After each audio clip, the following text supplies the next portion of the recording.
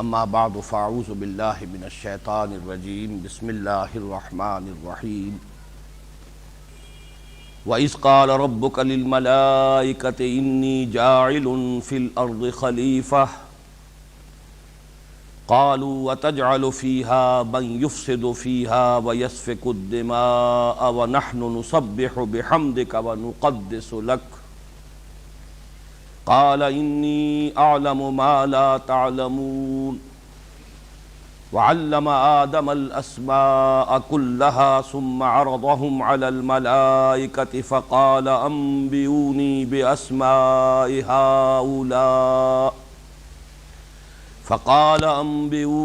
بأسماء هؤلاء إن كنتم صادقين قالوا سبحانك لا علم لنا إلا ما علمتنا إنك أنت العليم الحكيم قال يا آدم أنبئهم بأسمائهم فلما أنبأهم بأسمائهم قال ألم أقل لكم إني أعلم غيب السماوات والأرض أَلَمْ أَقُلْ لَكُمْ إِنِّي أَعْلَمُ غَيْبَ السَّمَاوَاتِ وَالْأَرْضِ وَأَعْلَمُ مَا تُبْدُونَ وَمَا كُنْتُمْ تَكْتُمُونَ وَإِذْ قُلْنَا لِلْمَلَائِكَةِ اسْجُدُوا لِآدَمَ فَسَجَدُوا إِلَّا إِبْلِيسَ أَبَى وَاسْتَكْبَرَ وَكَانَ مِنَ الْكَافِرِينَ صدق اللہ العظیم رب اشرح لی صدری ویسر لی امری واحلل عقدۃ من لسانی یفقہوا قولی اللہم ربنا الہمنا رشدنا واعذنا من شرور انفسنا اللہم ارنا الحق حقا وارزقنا اتباعہ وارنا الباطل باطلا وارزقنا اجتنابہ آمین یا رب العالمین۔ سورہ بقرہ کے پہلے 4 رکوعوں کے بارے میں یہ بات کہ یہ تمہیدی نوعیت کے ہیں اتنی مرتبہ سامنے آ چکی ہے کہ آپ حضرات کو بھی ازبر ہو چکی ہوگی۔ یہ تمہید اگر تعویل عام کو پیش نظر رکھا جائے تو پورے قرآن حکیم کے لیے ہے، اور تعویل خاص کو سامنے رکھا جائے تو پھر یہ سورہ بقرہ کے لیے تمہید ہے۔ اس کے 2 حصے، پہلے 2 رکوعوں میں 3 قسم کے انسانوں کی تفصیل، اور بقیہ 2 رکوع یعنی تیسرے اور چوتھے رکوع میں جیسا کہ میں نے عرض کیا اس سے قبل مکی قرآن کا خلاصہ۔ یہ اس اعتبار سے کہ تقریباً 2/3 قرآن جو ہے وہ مکی صورتوں پر مشتمل ہے۔ اب ترتیب مصحف میں تو پہلے یہ صورتیں آ رہی ہیں کہ جو مدنی ہیں، سورہ بقرہ، آل عمران، نساء، مائدہ، لیکن ترتیب نزولی کے اعتبار سے یوں سمجھیے کہ یہ آیات جو ہم پڑھ رہے ہیں اس وقت نازل ہوئیں جبکہ 2/3 قرآن ان سے قبل نازل ہو چکا تھا۔ جو مضامین ان 2 رکوعوں میں آئے ہیں وہ نہایت تفصیل کے ساتھ، شرح و بسط کے ساتھ، بلکہ یہ کہ جو ایمانیات ہیں ان کے ضمن میں رد و قدح، اعتراضات، ان کے جوابات اور ان پر اتمام حجت نہایت تفصیل کے ساتھ مکی صورتوں میں ہو چکی ہے۔ یہ جو 2 رکوع ہیں ان کی بھی ایک تقسیم میں آپ کے سامنے بیان کر چکا ہوں کہ تیسرے رکوع کے نصف اول میں 5 آیات میں، کل 9 آیات پر مشتمل ہے تیسرا رکوع، 5 آیات میں پہلی آیت میں قرآن حکیم کی دعوت کا خلاصہ، یا ایھا الناس اعبدوا ربکم الذی خلقکم والذین من قبلکم لعلکم تتقون۔ ایک جملے میں، ایک آیت میں یہ قرآن حکیم کی دعوت کا خلاصہ، تمام انبیاء کرام کی دعوت کا خلاصہ، تمام رسولوں کی دعوت کا خلاصہ، اور یہی وہ مقصد ہے جو عضو قرآن تخلیق جن و انس کا ہے۔ اس کے بعد اس سمیت پھر توحید، رسالت اور معاد جو 3 بنیادیں ہیں ایمان کی، ایمانیات ثلاثہ، ان کی تفصیل آ چکی ہے۔ اور جیسا کہ ابھی میں نے عرض کیا مکی قرآن کا اصل موضوع وہی ہے، ایمانی مباحث، ایمان کی دعوت۔ اس کے بعد کچھ فلسفیانہ مضامین آئے جن میں اہم ترین ہے ہدایت و ضلالت کا اللہ کا قانون کیا ہے۔ جن لوگوں کے اپنے اندر کجی ہے، جن کی نیت میں فطور ہے، ان کو اللہ تعالیٰ اسی قرآن کے ذریعے سے گمراہ کرتا ہے، اور جن لوگوں کے اندر خلوص ہے اور وہ طالب حق ہے، طالب ہدایت ہے، اللہ تعالیٰ اس قرآن کے ذریعے سے انہیں ہدایت دیتا ہے۔ معلوم ہوا کہ اصل فیصلہ کن چیز جو ہے وہ انسان کی اپنی نیت، اس کی اپنی طلب، اس کا اپنا ارادہ ہے۔ اس کے بعد تیسیر ہے، اللہ کی طرف سے توفیق ہے، تسہیل ہے۔ جو راستہ انسان چوز کرتا ہے اپنے لیے، اللہ تعالیٰ اسے آسان کرتا چلا جاتا ہے۔ پھر یہ کہ اسی ضمن میں انسان کا جو مرتبہ ہے اور حیات انسانی، اس کی جو عظمت ہے، اس کے چار ادوار جو ایک آیت میں آئے، کیف تکفرون باللہ وکنتم امواتا فاحیاکم ثم یمیتکم ثم یحییکم ثم الیہ ترجعون، اس پر میں تفصیل سے پچھلی مرتبہ عرض کر چکا ہوں۔ علامہ اقبال کے وہ الفاظ کہ تو اسے پیمانہ امروز و فردا سے نہ ناپ، جاویداں پہم دواں ہر دم جواں ہے زندگی۔ اس کے بعد جو آیت تھی اس کا کچھ حق ادا ہونے سے رہ گیا تھا، اسی لیے میں اب اس کی آیت کو دوبارہ تلاوت کر رہا ہوں۔ هو الذی خلق لکم ما فی الارض جمیعا، وہی اللہ ہے جس نے کہ تمہارے لیے بنایا ہے جو کچھ کے زمین میں ہے کل کا کل۔ اس سے جیسا کہ میں عرض کر چکا ہوں پچھلی مرتبہ، اگلے رکوع کے مضمون کا گویا کہ یہ تمہید بنی ہے، یہ لنک ہے ان دونوں رکوعوں کے مضامین میں۔ انسان کے لیے بنایا گیا جو کچھ اس زمین میں ہے کل کا کل، اسی سے پھر خلافت کا وہ مضمون متعلق ہو جائے گا کہ جو اگلے رکوع میں بڑے اہتمام کے ساتھ، بڑی شان کے ساتھ بیان ہو رہا ہے۔ لیکن اس کا جو دوسرا حصہ تھا وہ ہے کہ جو پچھلی مرتبہ بیان ہونے سے رہ گیا، ثم استوى الى السماء، وہی ہے کہ جس نے بنایا تمہارے لیے زمین میں جو کچھ ہے کل کا کل، پھر وہ متوجہ ہوا بلندی کی طرف۔ یہ استوا کے معنی ہے برابر، سیدھے کھڑے ہو جانا۔ خط استوا وہ ہے کہ جو ہمارے اس کرۂ ارضی کو دو برابر حصوں میں تقسیم کرتا ہے، لیکن جب اس کے بعد صلہ الی کا آتا ہے، سیدھے ہو جانا کسی شے کی طرف، یعنی اس کا قصد کرنا، اس کا ارادہ کرنا، اس کی طرف متوجہ ہو جانا۔ پھر وہ بلندی کی طرف متوجہ ہوا، آسمان کی طرف متوجہ ہوا، فسواہن سبع سماوات، اور اس نے انہیں برابر کر دیا۔ یہ وہی لفظ آ گیا، سوا سے یہ تسویہ ہے، باب تفعیل سے، سوا یسوی تسویتاً، برابر برابر کر دینا، درست کر دینا، ہموار کر دینا۔ فسواہن، تو کر دیا ان کو برابر برابر، ہموار، سبع سماوات، 7 آسمانوں کی صورت میں، 7 بلندیوں کی صورت میں، وَهُوَ بِكُلِّ شَيْءٍ عَلِيمٌ، اور وہ ہر چیز کا علم رکھتا ہے۔ اس میں جو کلمہ ثم آیا ہے یہ بڑی اہمیت کا حامل ہے، کہ اگرچہ عام تصور تو یہ بنتا ہے ذہنوں میں کہ پوری کائنات کی تخلیق ہوئی ہے، پھر اس میں کہیں زمین کی بھی تخلیق ہوئی ہے، لیکن قرآن مجید جس شے کو زمین اور آسمانوں سے تعبیر کرتا ہے، ان کی تخلیق میں قرآن حکیم میں جو ترتیب آئی ہے وہ یہ ہے کہ پہلے تخلیق زمین کی ہوئی،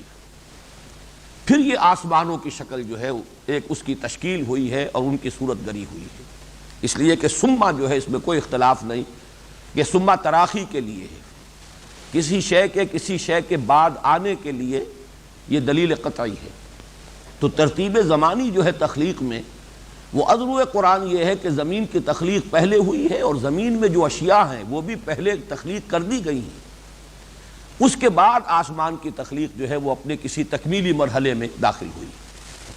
یہ مضمون چونکہ قرآن حکیم میں ایک دوسرے مقام پر بڑی تفصیل کے ساتھ آیا ہے، اور میں یہ چاہتا ہوں کہ وہ زیادہ اس کی تشریح اور تفصیل میں جانے کا تو موقع نہیں ہوگا، لیکن یہ کہ اجمالاً وہ آیات آپ کے سامنے آ جانی چاہیے۔ یہ سورہ حامیم السجدہ کی آیات ہیں، دوسرے رکوع کی، اور یہاں بھی انداز وہی ہے جیسے یہاں ہم دیکھ رہے ہیں کیف تکفرون باللہ، وہی انداز یہاں ہے، قل ائنکم لتکفرون بالذی خلق الارض فی یومین وتجعلون له اندادا ذلک رب العالمین۔ اے نبی ان سے کہیے کیا تم واقعی کفر کرتے ہو؟ یہ وہ سرچنگ قسم کا انداز ہے کہ در حقیقت یہ کفر تمہارا مصنوعی ہے، تمہارے دل میں ایمان ہے، دل میں تم مانتے ہو، کیا واقعی تم انکاری ہو؟ اَإِنَّكُمْ لَتَكْفُرُونَ بِالَّذِي خَلَقَ الْأَرْضَ فِي يَوْمَيْنِ، کیا تم واقعی کفر کر رہے ہو اس ہستی کا جس نے کہ زمین کو پیدا کیا 2 دنوں میں؟ اب یہاں نوٹ کر لیجئے 2 دن۔ وَتَجْعَلُونَ لَهُ أَندَادًا، کیا واقعی تم اس کے لیے کوئی مد مقابل سمجھتے ہو؟ یعنی یہ کہ اگر تم بھی خود اپنے گریبانوں میں جھانکو گے، اپنے دلوں کو ٹٹولو گے، تو تمہیں معلوم ہو جائے گا کہ تمہاری فطرت ابا کرتی ہے اس سے کہ اللہ کا کوئی مد مقابل بھی ہے۔ یہ بھی نوٹ کیجئے سورہ بقرہ کے اس 3 رکوع میں لفظ آ چکا ہے، فَلَا تَجْعَلُوا لِلَّهِ أَندَادًا وَأَنْتُمْ تَعْلَمُونَ، تو تم اللہ کے مد مقابل ہمسر نہ قرار دے دو جانتے بوجھتے ہیں۔ ذَلِكَ رَبُّ الْعَالَمِينَ، وہی ہے تمام جہانوں کا مالک اور پروردگار۔ وَجَعَلَ فِيهَا رَوَاسِيَ مِن فَوْقِهَا، اور اس نے اس زمین میں رکھ دیے لنگر، ڈال دیے لنگر اس کے اوپر سے۔ پہاڑوں کے بارے میں اب یہ جیولوجی کا ایک ایشو ہے، یہ کس طریقے سے یہ ماؤنٹینز جو ہیں، یہ جو پہاڑ ہیں کس طور سے وجود میں آئے ہیں، لیکن قرآن مجید نے ایک تصور یہ بھی دیا ہے کہ جیسے اوپر سے کوئی شے گاڑی جائے، ہو سکتا ہے کوئی میٹیریلز آئے ہوں، کوئی خلا سے اس طریقے کے کا مادی جو ہے بوچھاڑ ہوئی ہو زمین کے اوپر، اور وہ زمین میں دھسی ہو اور گڑ کر پھر اس نے ان پہاڑوں کی شکل اختیار کی ہو، واللہ عالم۔ وَجَعَلَ فِيهَا رَوَاسِيَ مِن فَوْقِهَا وَبَارَكَ فِيهَا وَقَدَّرَ فِيهَا أَقْوَاتَهَا فِي 4 أَيَّامٍ۔ یہ جو ترتیب آ رہی ہے خلق السماوات والارض، قرآن مجید میں متعدد مرتبہ آیا ہے کہ 6 دنوں میں یہ تخلیق ہوئی ہے۔ اب وہ 6 دن ظاہر بات ہے ہمارے 6 دن نہیں ہیں، ہمارے یہ 24 گھنٹے کا دن کا تصور جو ہے اس پر اس کو قیاس نہیں کیا جائے گا۔ اللہ تعالیٰ کے دن ہیں وہ 1000 برس کے، 50,000 برس کے، اور کل کائنات کا دن کیا ہوگا اس کا ہم تصور بھی نہیں کر سکتے، لیکن ہم کہہ سکتے ہیں جدید اصطلاح میں 6 ملینمز ہیں جن میں کہ اس کی آسمانوں اور زمین کی تخلیق ہوئی ہے۔ ابھی میں اس کو کل کائنات نہیں کہہ رہا، اس لیے کہ ہو سکتا ہے کہ آسمانوں اور زمین سے مراد کل کائنات ہو، اور ہو سکتا ہے کہ اس کا کوئی ایک حصہ ہو، کوئی خاص گیلیکسی ہو، اسی گیلیکسی کے اندر یہ 7 جو بلندیوں کا ایک سلسلہ ہے وہ اسی کے اندر مکمل ہو جاتا ہو، یہ واللہ عالم۔ جیسا کہ میں عرض کر رہا ہوں یہ تمام چیزیں ابھی متشابہات کے درجے میں ہیں۔ ہمارا علم جو ہے کاسمولوجی کا اور کریشن آف یونیورس، اس کے بارے میں ابھی تک ہماری معلومات محدود ہیں، لیکن یہ کہ میں اس وقت نوٹ کرا رہا ہوں کہ 2 دن میں فرمایا کہ زمین کی تخلیق ہوئی، پھر مزید 2 دن یعنی کل 4 دن ہو گئے جس میں اللہ نے فرمایا کہ ہم نے اوپر سے لنگر ڈال دیے زمین میں اور اس میں برکت پیدا کر دی۔ اب بارک فیہا یہ وہ چیز ہے کہ جس سے حیات کی نشو و نما ہو سکے۔ برکت اس کو کہتے ہیں کہ کسی شے میں کوئی چیز کوئی خیر مضمر ہو لیکن پھر اسے ظہور میں لایا جائے، ظہور پذیر ہو جائے، وہ ظاہر ہو وہ خیر، تو بارک فیہا ہم نے اس میں برکت رکھی۔ وقدر فیہا اقواتہا، اقوات جمع ہے قوت کی، قوت لا یموت، یہ غذائیں، پھر ہم نے اس میں غذائیں رکھ دیں ساری کی ساری۔ یعنی یہ کہ ظاہر بات ہے کہ انسان کی تخلیق سے قبل اور حیوانات کی تخلیق سے قبل یہ جو ان کی ضروریات تھیں وہ اللہ نے پہلے پوری فرما دی، سارا حیات بخش اور حیات افزا مواد جو ہے وہ پہلے فراہم کر دیا ہے، مہیا کر دیا ہے۔ فی 4 ایام، یہ 4 دنوں میں یہ بات مکمل ہوئی۔ سوال للسائلین، برابر ہے پوچھنے والوں کے لیے بھی، اور ایک مفہوم لیا گیا ہے کہ سب کا اس میں حصہ ہے برابر برابر، جو بھی مخلوقات ہیں گویا کہ وہ اپنے وجود سے ہی سوالی ہیں، محتاج ہیں، ہم نے ان کی تمام احتیاجات کو پورا کرنے کا سامان برابر برابر ہم نے اس میں رکھ دیا۔ پھر فرمایا ثم استوى الى السماء، یہ الفاظ ہیں جس کے لیے میں نے پھر یہ آیات جو ہیں آپ کو پڑھ کر سنائی ہیں کہ جیسے وہاں فرمایا هو الذی خلق لکم ما فی الارض جميعا ثم استوى الى السماء، تو یہاں پر 2 دنوں میں زمین کی تخلیق، پھر 2 دن اور ہیں کہ جن میں زمین میں وہ تمام حیات بخش اور حیات پرور جو اشیاء ہیں وہ فراہم کر دی گئی۔ ہم آج کی زبان میں کہہ سکتے ہیں کہ ان آرگینک کمپاؤنڈز نے آرگینک کمپاؤنڈ کی شکل اختیار کرنے میں یہ وقت لیا ہے، زمین کے اندر وہ ساری صلاحیت پیدا ہو گئی جس سے حیات جو ہے اس کا ظہور بھی ہو، اور جو زمینی حیات ہے چاہے وہ نباتاتی ہو حیواناتی ہو، اور یہ کہ پھر اس کی نشو و نما ہو، اس کو جو بھی چیزیں ضروری ہیں وہ مل جائیں۔ ثم استوى الى السماء وهي دخان، یہ لفظ بہت ہے اہم ہے۔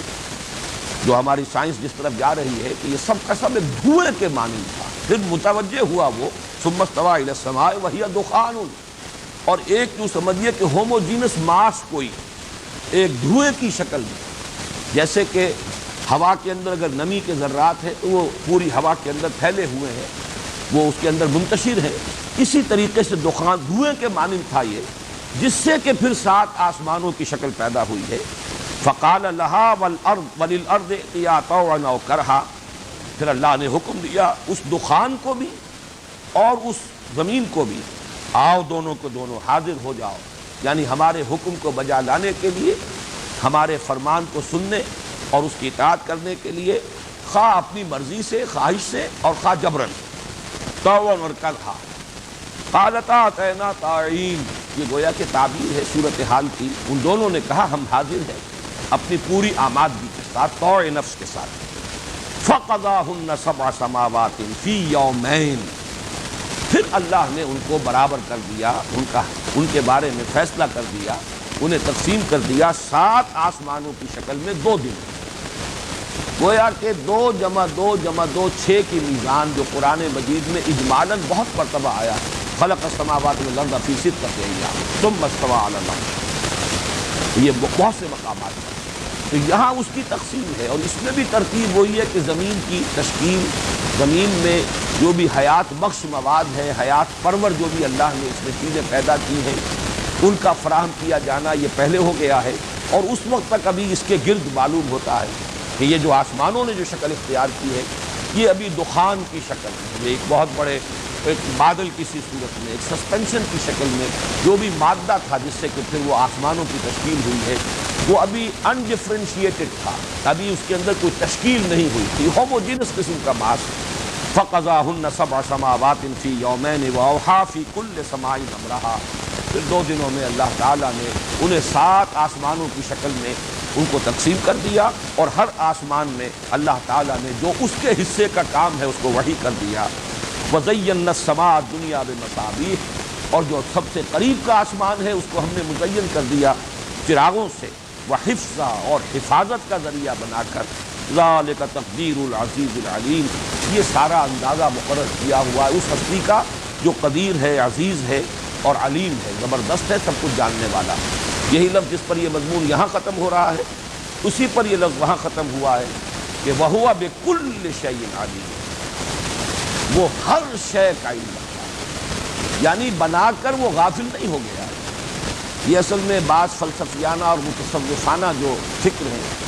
ان میں کچھ اس قسم کا بھی ایک خیال موجود ہے کہ بنانے والا تو وہ ہے، لیکن یہ کہ بنانے کے بعد وہ فارغ ہوا، یہ کائنات آپ سے آپ چل رہی ہے، اور وہ اس کی تفصیلات سے اسے کوئی دلچسپی نہیں ہے کہ کہاں کیا ہو رہا ہے، ہم میری اس وسیع اور اس کائنات کے کس حصے میں اس وقت کیا واقعہ ہو رہا ہے، کیا ظہور پذیر ہو رہا ہے۔ یہ تو بس ایک کریشن ہے، جیسے کہ فٹ بال کو ایک زوردار کک لگا دی گئی، اب وہ فٹ بال جا رہی ہے، اب وہ کک لگانے والے سے اس بال کا کوئی تعلق نہیں ہے۔ تو قرآن مجید اس کی نفی کرتا ہے کہ اللہ تعالیٰ جیسے کہ سورہ حدید میں فرمایا خلق السماوات والارض فی 6 ایام ثم استوى علی العرش یعلم ما یلج فی الارض وما یخرج منها وما ينزل من السماء وما يعرج فيها وهو معكم اينما كنتم والله بما تعملون بصير، جو کچھ بھی زمین میں گھستا ہے، ہر کوئی بیج گر رہا ہے اوپر سے اور زمین کے اندر چلا گیا ہے، جو مٹی میں دب گیا ہے، یا پانی کا قطرہ بارش کا جو ہے گر رہا ہے اور زمین میں جذب ہوا ہے، یعلم ما یلج فی الارض وما یخرج منها،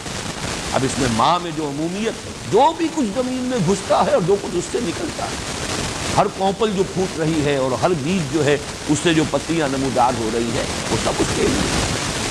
وما ينزل من السماء وما يعرج فيها، اور جو کچھ آسمان سے اترتا ہے یا بلندی سے اترتا ہے، جو کچھ کے بلندیوں میں چڑھتا ہے، آسمان کی طرف عروج کرتا ہے، سب اس کے لیے۔ وهو معكم اينما كنتم، وہ کہیں اپنے ہی آپ میں علیحدہ مگن نہیں ہے، بلکہ وہ تمہارے ساتھ ہے جہاں کہیں بھی تم ہو۔ وهو بكل شيء بصیر، اور ہر چیز کو وہ خود دیکھ رہا ہے، اس کا مشاہدہ کر رہا ہے، وہ بصیر ہے۔ یہ تصور جو ہے اس کو ذہن میں رکھ لیجیے۔ البتہ جیسا کہ میں نے عرض کیا ہے کہ ابھی یہ حصہ ضرور ایسا ہے کہ اس کے بارے میں آسمانوں کی حقیقت، 7 آسمانوں کی حقیقت، ان سے کیا مراد ہے، ابھی ہمارا جو مادی علم ہے وہ اس درجے تک نہیں پہنچا کہ اس کے بارے میں ہم کوئی تیقن کے ساتھ اور کسی تعین کے ساتھ کوئی بات کہہ سکیں. ابھی ہمیں انتظار کرنا ہوگا. اب آئیے جو آج کا ہمارا سبق ہے.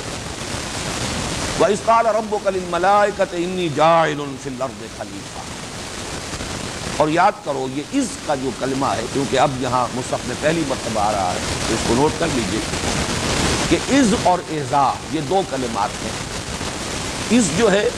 وہ ماضی سے متعلق ہے، کوئی واقعہ ماضی کا اس کی طرف اشارہ کرنا ہو تو از، اور کوئی مستقبل کا معاملہ ہو جس کی طرف اشارہ کرنا ہو تو اذا. جب یہ ہو جائے، جب یہ ہو جائے گا، اذا الشمس کورت واذا النجوم انکدرت، جب یہ دھوپ جو ہے یہ سمیٹ لی جائے گی یا سورج کو لپیٹ لیا جائے گا، تو یہ تمام چیزیں جو ہیں جو قیامت کے واقعات، حالات جو آنے والے ہیں وہ از آتے. لیکن از کوئی پرانا واقعہ ہے، پچھلا واقعہ ہے، اس کی طرف توجہ دلانی ہے تو یہ از یاد کرو. اور اس سے پہلے مانا جاتا ہے کہ ایک فعل امر جو ہے محذوف ہے، وذکروا یا وذکر، یاد کرو، دھیان کرو، توجہ کرو، تصور کرو. وَإِذْ قَالَ رَبُّكَ لِلْمَلَائِكَةِ، جبکہ کہا تھا آپ کے رب نے. اب یہاں ظاہر بات ہے کہ خطاب حضور سے ہے، باقی یہ کہ ہر قاری، ہر قرآن کا پڑھنے والا بھی مخاطب ہے، لیکن یہ کہ قرآن مجید نازل ہوا ہے، یہ آیات مبارکہ نازل ہوئی محمد رسول اللہ صلی اللہ علیہ وسلم پر، تو مخاطب اول حضور. وَإِذْ قَالَ رَبُّكَ لِلْمَلَائِكَةِ، اور یاد کرو جبکہ کہا تھا تمہارے رب نے فرشتے.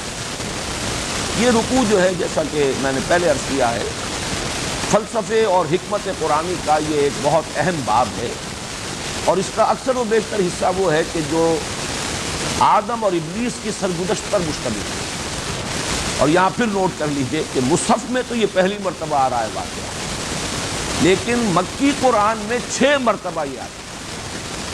اور اس کی بڑی ایک عجیب ترتیب ہے، وہ دلچسپی کیونکہ اس کے ساتھ ہوگی آپ کو بھی، اور اس کے حوالے سے یاد رہ سکے گا.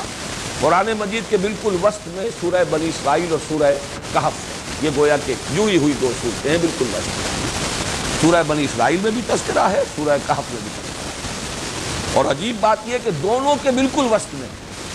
دونوں صورتیں 12 رکوعوں پر مشتمل ہیں، اور یہ 7واں رکوع شروع ہوتا ہے دونوں کا ان الفاظ سے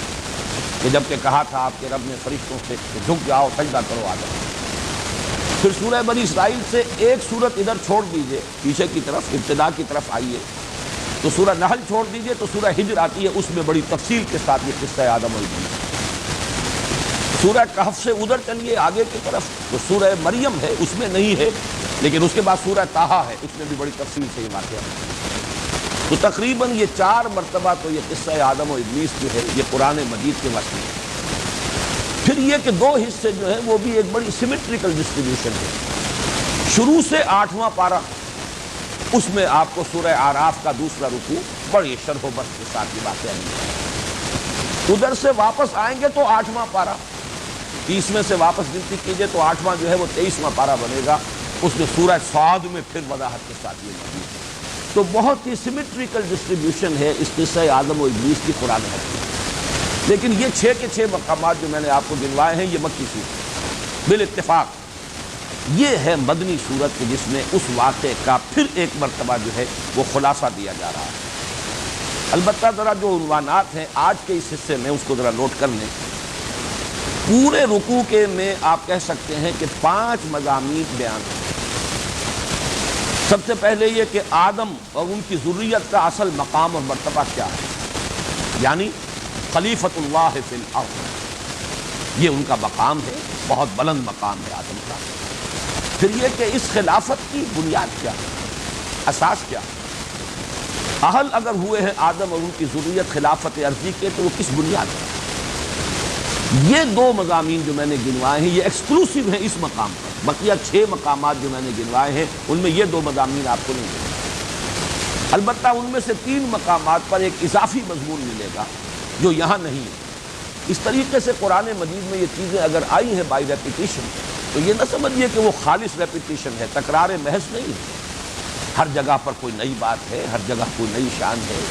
پھر جس کانٹیکسٹ میں وہ اس صورت میں مضمون آیا ہے اس کے حوالے سے، اس کے عمود اور اس کے مرکزی مضمون سے اس کا خصوصی ربط ہے کہ اس کانٹیکسٹ میں رکھ کر دیکھیں گے تو اس سے کوئی اور رہنمائی اور علم اور حکمت کے جو ہے نئے گوشے جو ہیں وہ نمودار ہوتے ہیں۔ اور وہ جو میں عرض کر رہا ہوں کہ جو اس مقام پر نہیں ہے وہ ہے تخلیق انسان۔ مادہ تخلیق کیا ہے وہ آپ کو جیسا کہ میں ابھی عرض کروں گا کہ وہ سورہ ہجر، سورہ صاد اور سورہ اعراف میں ہے، باقی تین وہ مقامات بھی اس سے خالی ہیں اور اس جگہ بھی یہ مضمون موجود نہیں، تخلیق انسان۔ بہرحال آدم اور ذریت آدم کا مقام اور مرتبہ یعنی خلافت عرضی۔ نمبر 2، خلافت کی اساس علم، وعلم آدم الاسماء کلھا۔ یہ دو چیزیں ایکسکلوسیو، اور یہ جیسا کہ میں نے ابھی عرض کیا اور جیسا کہ ان عنوانات سے خود بخود واضح ہو رہا ہے، فلسفہ اور حکمت کے یہ اہم اور اساسی مضامین ہیں۔ پھر جو مضمون آتا ہے وہ ہے تمام فرشتوں کو سجدے کا حکم حضرت آدم کے سامنے سجدہ کرنا، تفصیل بعد میں آ جائے گی۔ یہ ان 7 کے 7 مقامات ہیں، 6 وہ مکی مقامات اور 7واں یہ مدنی صورت ہے سورہ بقرہ جو ہم پڑھ رہے ہیں۔ اس کے بعد جنت میں آزمائشی قیام حضرت آدم اور ان کی زوجہ حضرت حوا سلام علیہما، ان دونوں کا آزمائشی مقام، آزمائشی کہنے یا ایک طرح کی ڈیمانسٹریشن کے لیے، تربیت کے لیے، وہ یہ کہ ان کو یہ معلوم ہو جائے کہ ہماری تخلیق میں بھی کچھ خلا ہے، کوئی کمزوری ہے، خلق الانسان ضعیفا، اور اس خلا اور اس کمزوری سے ہمارا دشمن ازلی ہے ابلیس، جو بھرپور فائدہ اٹھانے کی کوشش کرے۔ اس کا ایک تجربہ انہیں کرا دیا گیا۔ اس کا ذکر جو ہے وہ بھی موجود ہے سورہ طٰہٰ میں اور سورہ اعراف میں بڑی شرح و بسط کے ساتھ، بلکہ یہاں سورہ بقرہ میں اتنی تفصیل کے ساتھ نہیں۔ سب سے زیادہ یہ مضامین جو ہے نہایت اہتمام اور شان کے ساتھ جو آئیں وہ سورہ اعراف، اور سورہ اعراف جو ہے ان 6 مکی صورتوں میں سے یہ سمجھیے کہ ترتیب نزولی کے اعتبار سے آخری دور کی ہے، گویا کہ وہ ملحق ہو جائے گی زمانہ نزول کے اعتبار سے سورہ اعراف اور سورہ بقرہ میں زیادہ فرق نہیں۔ پھر یہ کہ آخری بات اور وہ یہ کہ کس طریقے سے ابلیس نے حضرت آدم کو دھوکہ دیا، ورغلایا، اغوا کیا، اور پھر جو اس کے بعد اللہ تعالیٰ کی طرف سے حبوط آدم کا حکم، اور یہ کہ آخری چارٹر جو دیا گیا ہے کہ اب زمین کا چارج سنبھالو۔ جیسے کسی وائس رائے کو اگر کبھی برطانوی حکومت بھیجتی تھی ہندوستان تو پہلے اس کی کوئی بریفنگ، اس کے لیے کوئی تعلیم، اس کو تمام حالات سے واقف کرانے کا یقیناً اہتمام ہوتا ہوگا، اور پھر وہ اپنا کوئی چارٹر لے کر یہاں آتا ہوگا کہ تمہارے حقوق کیا ہیں، اختیارات کیا ہیں، کہاں کون کون سے معاملات تمہیں لازماً ریفر کرنے ہوں گے مرکزی حکومت کو، تاج برطانیہ کو، اور کن کن چیزوں میں تمہیں آٹونومی حاصل ہے اور جہاں تم اپنی ثوابدید کے مطابق فیصلے کر سکتے ہو، وہ چارٹر جو ہے۔ تو یہ 5 مضامین ہیں جن میں سے آج جو ہم 5 آیات پڑھنے کی کوشش کر رہے ہیں، اللہ تعالیٰ پورا کرا دے، ان میں پہلے 3 مضامین جو ہیں وہ مکمل ہو جائیں گے انشاءاللہ، اور یہ تقریباً 10 جو آیات ہیں اس رکوع کی وہ برابر 2 حصوں میں 5 جمع 5 منتقل ہیں۔ لیکن یہ کہ ان کے ضمن میں کچھ تمہیدی بات میں عرض کر دوں، اس میں تینوں مخلوقوں کا ذکر ہو رہا ہے۔ 3 مکلف مخلوق ہیں اللہ کی، جو کچھ کہ ہمیں معلوم ہے۔ ایک تو مخلوقات کا سلسلہ ہے، سیارے ہیں، ثوابت ہیں، سٹارز ہیں، گیلیکسیز ہیں، جمادات ہیں، نباتات ہیں، اسی طریقے سے حیوانات جو ہیں زمین کے، یہ مکلف نہیں۔ مکلف کس معنی میں؟ مکلف جو ہے یہ اس میں مفہوم تکلیف، رسپانسبل، جن پر کوئی ذمہ داری ڈالی گئی، جنہیں کوئی شعور اور ارادہ دیا گیا، جو کسی اپنے شعور ذات بھی رکھتے ہیں کہ ہم ہیں، اپنے وجود کا شعور رکھتے ہیں، اور پھر یہ کہ ان پر کوئی ذمہ داری بھی ہو اور مسئولیت بھی۔ وہ عوامر اور نواہی احکام کے اور جن چیزوں سے روکا گیا ہے اس کے مخاطب بنائے گئے ہیں، اور اس کا پھر ان پر محاسبہ۔ یہ 3 ہیں صاحب شعور یا خود شعوری رکھنے والی مخلوقات اللہ کی، اور تینوں کے لیولز کو پہچانا۔ بلند ترین مخلوق ملائکہ، اور سب سے پہلے تذکرہ انہی کا ہو رہا ہے، اذ قال ربک للملائکہ۔ اس لفظ کو بھی سمجھ لیجیے، الوکا کہتے ہیں عربی زبان میں رسالت، پیغامبری۔ الکنی الیہ، اس شخص نے مجھے پیغامبر بنا کر بھیجا اس کی طرف، فلاں کی طرف۔ الکنی الی فلان، اس شخص نے مجھے فلاں آدمی کی طرف پیغامبر بنا کر، ایلچی بنا کر بھیجا۔ تو اس سے لفظ بنا ہے، یہ اصل میں ہے ملعک،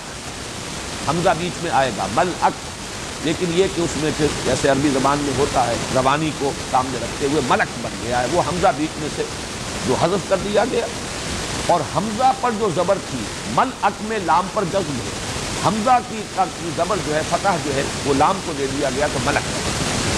یعنی اس کا مادہ وہ ملک یا ملک یا ملکیت نہیں ہے، وہ ملک اور ملک جس سے کہ وہ سارا دوسرا بادشاہ ملک ملک وہ اس سے بنا ہے، لیکن اس کا مادہ ہی بالکل الگ ہے، جیم لام کاف نہیں ہے بلکہ حمزہ لام اور کاف الگ، یہ اس کا مادہ ہے۔ ملک وہ ہے کہ جو کسی کی پیغام رسانی کا ذریعہ بنے، کوئی ایلچی کی شکل اختیار کرے، تو اس سے یہ لفظ بنا ہے ملائکہ، اس لیے کہ یہ در حقیقت اللہ تعالیٰ کے احکامات کو پہنچانے کا ذریعہ ہے انسانوں تک اور تمام مخلوقات تک، اس سے یہ لفظ بنا ہے ملعق، اور ملعق کی جمع پھر وہ حمزہ جو وہاں اڑ گیا تھا ملک میں وہ جمع میں ظاہر ہو گیا ملائک، اور تا جو ہے اس کے اندر مزید کثرت کے لیے تا جو ہے یہاں پر تانیث کا نہیں ہے بلکہ تکسیر کا، تو ملائکہ ان کے بارے میں جو باتیں ذہن نشین ابھی کر لینی چاہیے وہ یہ ہے کہ ایک تو قرآن مجید میں تو اگر کہ ان کا مادہ تخلیق کہیں بیان نہیں کیا، اللہ نے بنایا یہ بھی مخلوق ہے لیکن کس شے سے بنایا، البتہ حدیث میں موجود ہے، حضرت عائشہ صدیقہ رضی اللہ تعالی عنہا سے مروی ہے، مسلم شریف میں روایت ہے، اللہ تعالیٰ نے فرشتوں کو نور سے بنایا، یہ اللہ کی برگزیدہ ہستیاں ہیں، نورانی ہیں، لطیف ترین وجود کی حامل ہیں، لیکن صاحب تشخص ہستیاں ہیں، ان کو ایک خاص دور میں یہ سمجھا گیا کہ یہ صرف فورسز آف دی نیچر کا نام ہے، ان کا کوئی تشخص نہیں ہے، کوئی پرسونیفائڈ ایگزسٹنس نہیں ہے، یہ گمراہی ہے اور سلف کے تمام اجماع کے خلاف، یہ صاحب تشخص ہے اور مشخص وجود علیحدہ، لیکن بہت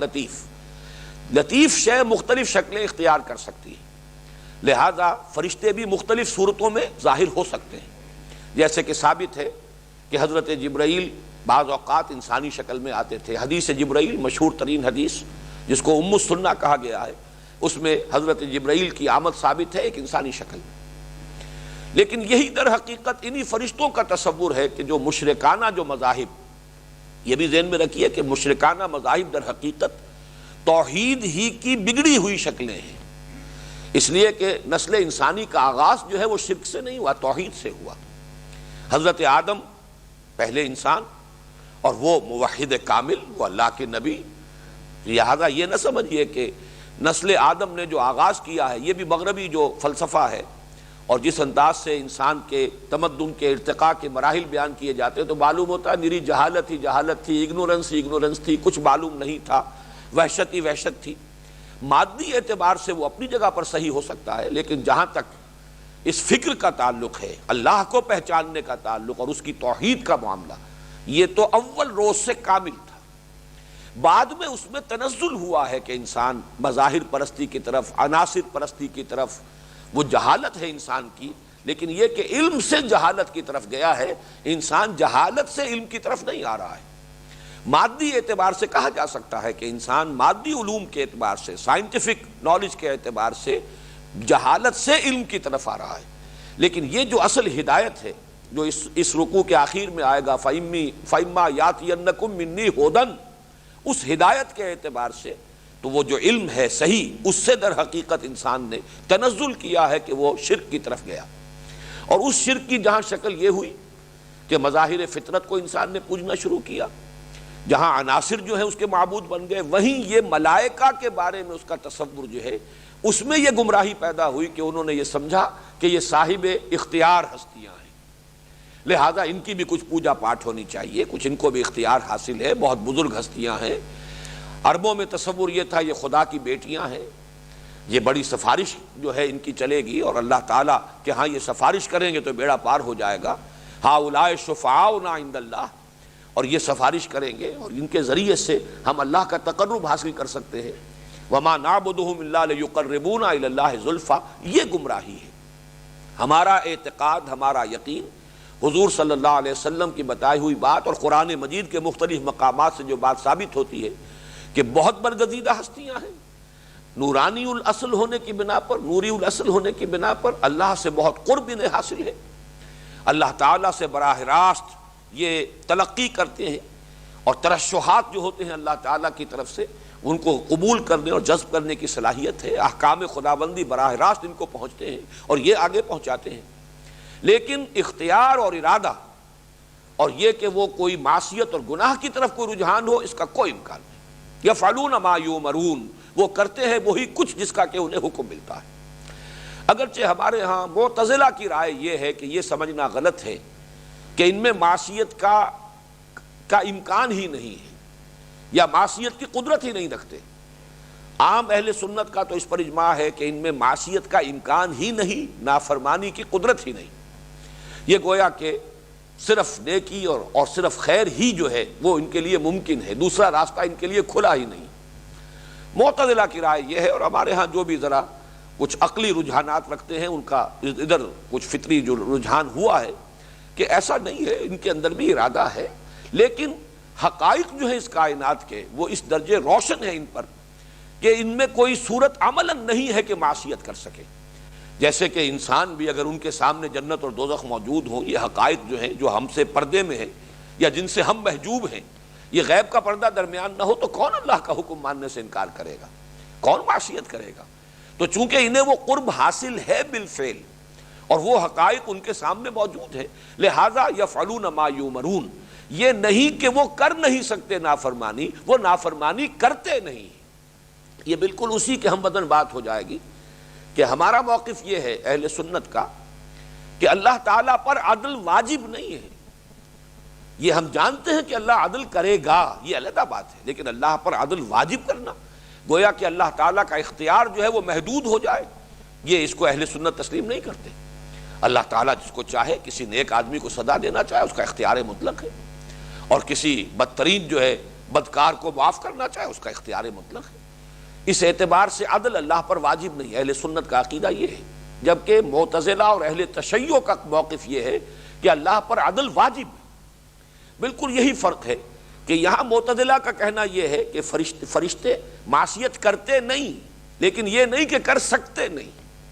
البتہ یہ کہ اہل سنت کا موقف یہی ہے کہ ان کے اندر معصیت کی قدرت ہی نہیں ہے، یہ خیر محض ہے، وہ مادہ ہی سرے سے نہیں ہے جس کے بنا پر معصیت کا صدور ہوتا ہے۔ لیکن اس پر اتفاق ہے کہ انہیں اختیار کوئی حاصل نہیں۔ وَمَا نَتَنَزَّلُ إِلَّا بِأَمْرِ رَبِّكَ، ہم نازل ہی نہیں ہو سکتے مگر اے نبی آپ کے رب کے حکم سے، اس کی اجازت، اس کا حکم ہوتا ہے تو نازل ہوتے ہیں۔ یفعلون ما یؤمرون لا یعصون اللہ ما امرہم، وہ نافرمانی نہیں کرتے اللہ کی کسی بھی حکم میں جو انہیں دیا جائے، بلکہ کرتے ہیں جو کچھ کے حکم دیا جاتا ہے۔ پھر ان میں درجات ہیں، ہر حفظ مراتب ہے۔ سید الملائکہ الروح الامین الروح القدس حضرت جبرائیل علیہ السلام ہے۔ باقی آسمان کے فرشتے، زمین کے فرشتے، مختلف جو آسمان ہیں، مختلف طبقات ہیں جن کی حقیقت کو ابھی ہم نہیں سمجھتے، اس میں یہ گویا کہ جو وہ عالمی حکومت ہے اللہ تعالیٰ کی، اس کے یہ کارکن ہیں۔ اللہ تعالیٰ کی اس عالمی حکومت کے یہ احکام کی تنفیذ کرنے والے، یہ اللہ تعالیٰ کے اس سروس کے اندر ہے۔ یہ تو ہے ملائکہ۔ دوسرا چونکہ اس میں ذکر آ رہا ہے ابلیس کا بھی، ابلیس کے بارے میں یہاں اس کی صراحت نہیں ہے، لیکن سورہ کہف میں جہاں یہ مضمون آیا ہے اس میں وضاحت کر دی گئی ہے، کان من الجن ففسق عن امر ربہ، وہ جنات میں سے تھا، اور فا یہاں پر آ رہا ہے سبب، پس اس نے اپنے رب کے حکم سے سرتابی کی، نکل بھاگا اپنے رب کے حکم سے۔ فسق کا مفہوم میں بیان کر چکا ہوں، کسی شے کا کسی دوسری شے سے خرابی کے ساتھ خارج ہونا، نکلنا، نکل بھاگنا، اللہ کی اطاعت سے، اللہ کی فرما برداری سے نکل بھاگا، ففسق عن امر ربہ۔ لیکن یہ کہ ان کا مادہ جو ہے تخلیق وہ نار ہے، یہ صراحت کے ساتھ قرآن مجید میں آیا ہے، بلکہ تقابل بار بار آیا ہے۔ انسانوں کی تخلیق مٹی سے ہوئی ہے، کرسٹ آف دی ارتھ، حیوانات ارضی جو ہے، اور ان میں انسان جو ہے ٹاپ پر ہے، اور لیکن جب جنات کا تعلق ہے وہ در حقیقت آگ کی لو سے، شعلہ جو ہے، اس شعلے کا ایک حصہ تو وہ ہوتا ہے جو نظر آتا ہے، لیومینس ہے، اور ایک وہ ہے جو نظر نہیں آتا، انویزیبل حصہ، اور وہاں ہوتی ہے سب سے بڑھ کر حرارت کی شدت۔ تو وہ جو ہے لو شمع حقیقت کی اپنی ہی جگہ پر ہے، اور فانوس کی گردش سے کیا کیا نظر آتا ہے، تو آگ کی لو سے وہ ان کی پیدائش ہوئی۔ یہ جنات ہیں، اور ان میں اچھے بھی ہیں برے بھی ہیں۔ مادہ تخلیق کے اعتبار سے یہ انسانوں سے برتر اور ملائکہ سے کمتر ہیں، لیکن ایک قرب انہیں حاصل ہے ملائکہ کے ساتھ، اس لیے کہ نار اور نور میں زیادہ فرق نہیں ہے۔ لفظی اعتبار سے بھی حروف اصلی ایک ہی ہیں، نار اور نور بیچ میں الف اور واو جو ہیں یہ تو وہ حروف علت ہیں کہ جو ایک دوسری کی جگہ پر آ جاتے ہیں، بدل جاتے ہیں، تو نار اور نور جو ہے ان میں زیادہ فصل نہیں ہے، مادہ بھی ایک ہی ہے، اس اعتبار سے قرب ہے۔ اور چونکہ آگ جو ہے لطیف شے ہے، اور خاک کے مقابلے میں یہ کرسٹ آف دی ارتھ اور یہ کلے جو ہے اس سے کہیں زیادہ لطیف شے ہے، اس کے اندر بھی ان میں بھی وہ وصف ہے کہ یہ شکلیں اختیار کر سکتے ہیں۔ خود اپنی جگہ پر بحیثیت جن جو ان کی اصل تخلیق ہے یہ بھی انویزیبل ہے، اسی لیے ان کو جن کہا گیا ہے۔ جنہ یہ آ چکا ہے، جنات کی ضمن میں عرض کر چکا ہوں، باغ کو اس لیے جنت کہتے ہیں کہ اس میں جو بھی اوپر ہریاول ہے، جو بھی پلانٹیشن ہے، اس کی وجہ سے زمین چھپ جاتی ہے، مخفی ہو جاتی، زمین نظر نہیں آتی، تو جن وہ ہیں جو نظر نہیں آتے، غیر مرئی وجود ہے ان کا، لیکن چونکہ ان کا بھی مادہ تخلیق لطیف ہے، یہ بھی شکلیں بدل سکتے ہیں، انسانی صورت میں آ سکتے ہیں، حیوانات کی شکل اختیار کر لیتے ہیں، اور بعض احادیث سے معلوم ہوتا ہے کہ خاص طور پر سانپوں کی شکل یہ اختیار کرتے ہیں۔ یہ موطا امام مالک کی حدیث میں ایک بڑا واقعہ بھی ہے، اہم جو بیان ہوا ہے، حضور نے فرمایا بھی کہ لوگوں مدینے میں اگر کوئی سانپ کہیں ظاہر ہو تو پہلے اسے وارن کیا کرو، فوراً اسے ہلاک نہ کیا کرو، اس لیے کہ ان میں بہت سے وہ ہیں کہ جو جن ہیں اور جنہوں نے سانپ کا روپ دھرا ہوا ہے۔ بہرحال یہ دوسرا ہے، اور ان میں جو قرب ہے اسی کی وجہ سے بعض لوگوں کو یہ مغالطہ بھی ہوا، اور 6 جگہوں پر قرآن مجید میں اس طور سے ذکر آیا ہے ملائکہ کے ساتھ مل کر فرشتوں نے سجدہ کیا، لیکن فسجدوا الا ابلیس، جب سجدوا الا ابلیس آتا ہے تو اس میں کچھ اشتباہ ہو جاتا ہے کہ شاید ابلیس بھی فرشتوں میں سے تھا، اور بعض لوگ اس رائے کے حامل ہو بھی گئے،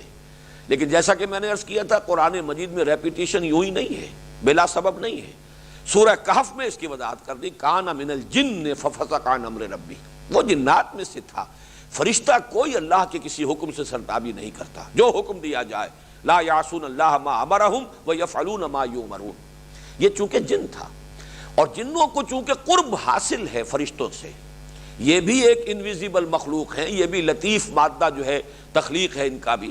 اس اعتبار سے انہیں قرب حاصل ہے۔ اور یہ ابلیس جو ہے ان جنات میں سے یہ اتنا عابد و زاہد تھا اور اتنا عالم تھا کہ اسے ایک قرب حاصل تھا، اور یہ گویا کہ ملائکہ ہی کے زمرے میں ایک اعتبار سے شامل ہو گیا تھا۔ اذان ملائکہ کے بارے میں یہ بھی نوٹ کر لیجئے کہ ان میں کوئی تذکیر و تانیث نہیں ہے، مذکر مؤنث نہیں ہے، کوئی سلسلہ توالد و تناسل نہیں ہے۔ جنات کے بارے میں نوٹ کیجئے کہ ان میں مذکر اور مؤنث بھی ہے، نر اور مادہ ہے، توالد و تناسل ہے، ان کی نسل ہے، اس اعتبار سے یہ انسانوں سے قریب تر ہیں، مشابہ ہیں اپنے ان پہلوؤں کے اعتبار سے۔ ان میں نیک بھی ہیں، بد بھی ہیں، اچھے بھی ہیں، برے بھی ہیں۔ یہ جو ابلیس ہے، جس کو ابلیس کا نام دیا گیا ہے، یہ بھی صفاتی نام ہے اس کا، قرآن مجید میں اس کا جو اصل نام ہے وہ بعض احادیث روایات میں آیا ہے عزازیل، لیکن یہ کہ قرآن مجید میں کہیں نہیں لفظ ابلیس ہی کے نام سے، جو اس کا صفاتی نام ہے وہ بعد میں عرض کروں گا کہ اس کا مفہوم کیا ہے۔ یہ ایک جن تھا، اور ظاہر بات ہے جنات کی عمریں اگرچہ انسانوں کی عمروں کے مقابلے میں طویل ہیں، لیکن یہ کہ اس نے مہلت مانگی تھی اللہ سے کہ مجھے اب قیامت تک کے لیے مجھے مہلت عطا فرما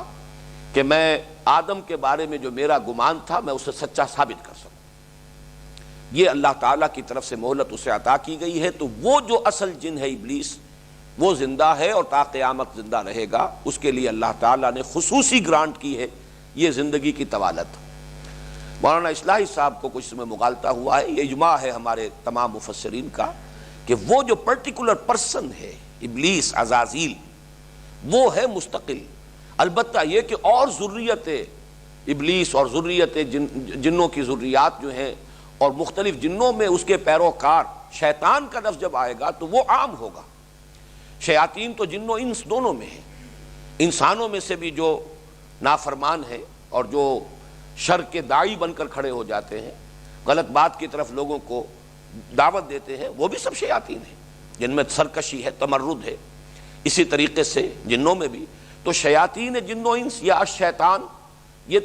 تو عام ہو سکتا ہے، لیکن ابلیس ایک معین فرد ہے جنوں میں سے کہ جس کے ساتھ وہ واقعہ پیش آیا تھا، جو اپنے علم اور زہد اور تقوی اور عبادت کی وجہ سے وہ گویا کہ ایک اعتبار سے ملائکہ ہی میں شامل ہو گیا تھا، اسی لیے اس حکم کا وہ مخاطب قرار پایا جب سجدے کا حکم دیا گیا، اور اسی نے تکبر کیا، استکبار کیا، اور پھر اس پر لعنت ہوئی اللہ کی طرف سے، راندہ درگاہ ہوا، لیکن اس نے مہلت طلب کی کہ پروردگار مجھے اب مہلت دے دے، انظرنی الی یوم یبعثون، اس وقت تک کے لیے جب کہ تو دوبارہ اس پوری ذریت آدم کو اٹھائے گا اور دوبارہ زندہ کرے گا، اس وقت تک مجھے مہلت دے۔ یہ اسے گرانٹ کی گئی ہے، اس کی یہ جو درخواست جو ہے وہ اللہ تعالیٰ نے منظور فرمائی ہے۔ اب تیسرے درجے میں آئیے، انسان یا آدم۔ اس میں جو بات میں نوٹ کرانا چاہتا ہوں سب سے پہلے وہ یہ ہے کہ جہاں بھی قرآن مجید میں انسان کی تخلیق کا ذکر آیا ہے، وہاں صرف ایک استثناء ہے کہ لفظ آدم استعمال ہوا۔ انسان، بشر، یہ دو الفاظ ہیں جن کے حوالے سے تخلیق کا تذکرہ ہوا۔ یہ بہت اہم بات ہے، اس کو نوٹ کرنے کی ضرورت ہے، اس لیے کہ اکثر و بیشتر جگہوں پر آدم کا ذکر نہیں ہے بلکہ بشر یا انسان۔ اس اعتبار سے جو نتیجہ نکلے گا وہ میں ابھی عرض کروں گا۔ یہ جو بشر کی تخلیق ہوئی ہے، ایک جگہ پر یہ ثابت ہوا، یہ سورہ ہجر میں ہے، کہ زمانی اعتبار سے مؤخر ہے انسان۔ وَالْجَانَّ خَلَقْنَاهُ مِن قَبْلُ مِن نَارِ السُّمُومِ، یہ سورہ ہجر کے اندر آیا ہے، وَلَقَدْ خَلَقْنَا الْإِنسَانَ مِن صَلْصَالٍ مِّن حَمَإٍ مَّسْنُونٍ وَالْجَانَّ خَلَقْنَاهُ مِن قَبْلُ مِن نَارِ السَّمُومِ، انسان کو ہم نے پیدا کیا اس سنے ہوئے گارے کی مٹی سے جو سوکھ کر کھنکنے لگا تھا، پپڑی سی جو بن جاتی ہے دلدلی علاقوں میں، دلدل ہے اس کے اوپر کوئی ایک لیئر سی بن جاتی ہے پپڑی سی، اور وہ سوکھتی ہے، کھنکتی ہے، تو سنا ہوا گارا، سڑا ہوا گارا، وہ کیچڑ، اور وہ جب سوکھا اور اس کے اندر کھنکنے کی کیفیت پیدا ہو گئی، اس سے ہم نے انسان کو بنایا۔ وَالْجَانَّ خَلَقْنَاهُ مِن قَبْلُ مِن نَارِ السَّمُومِ،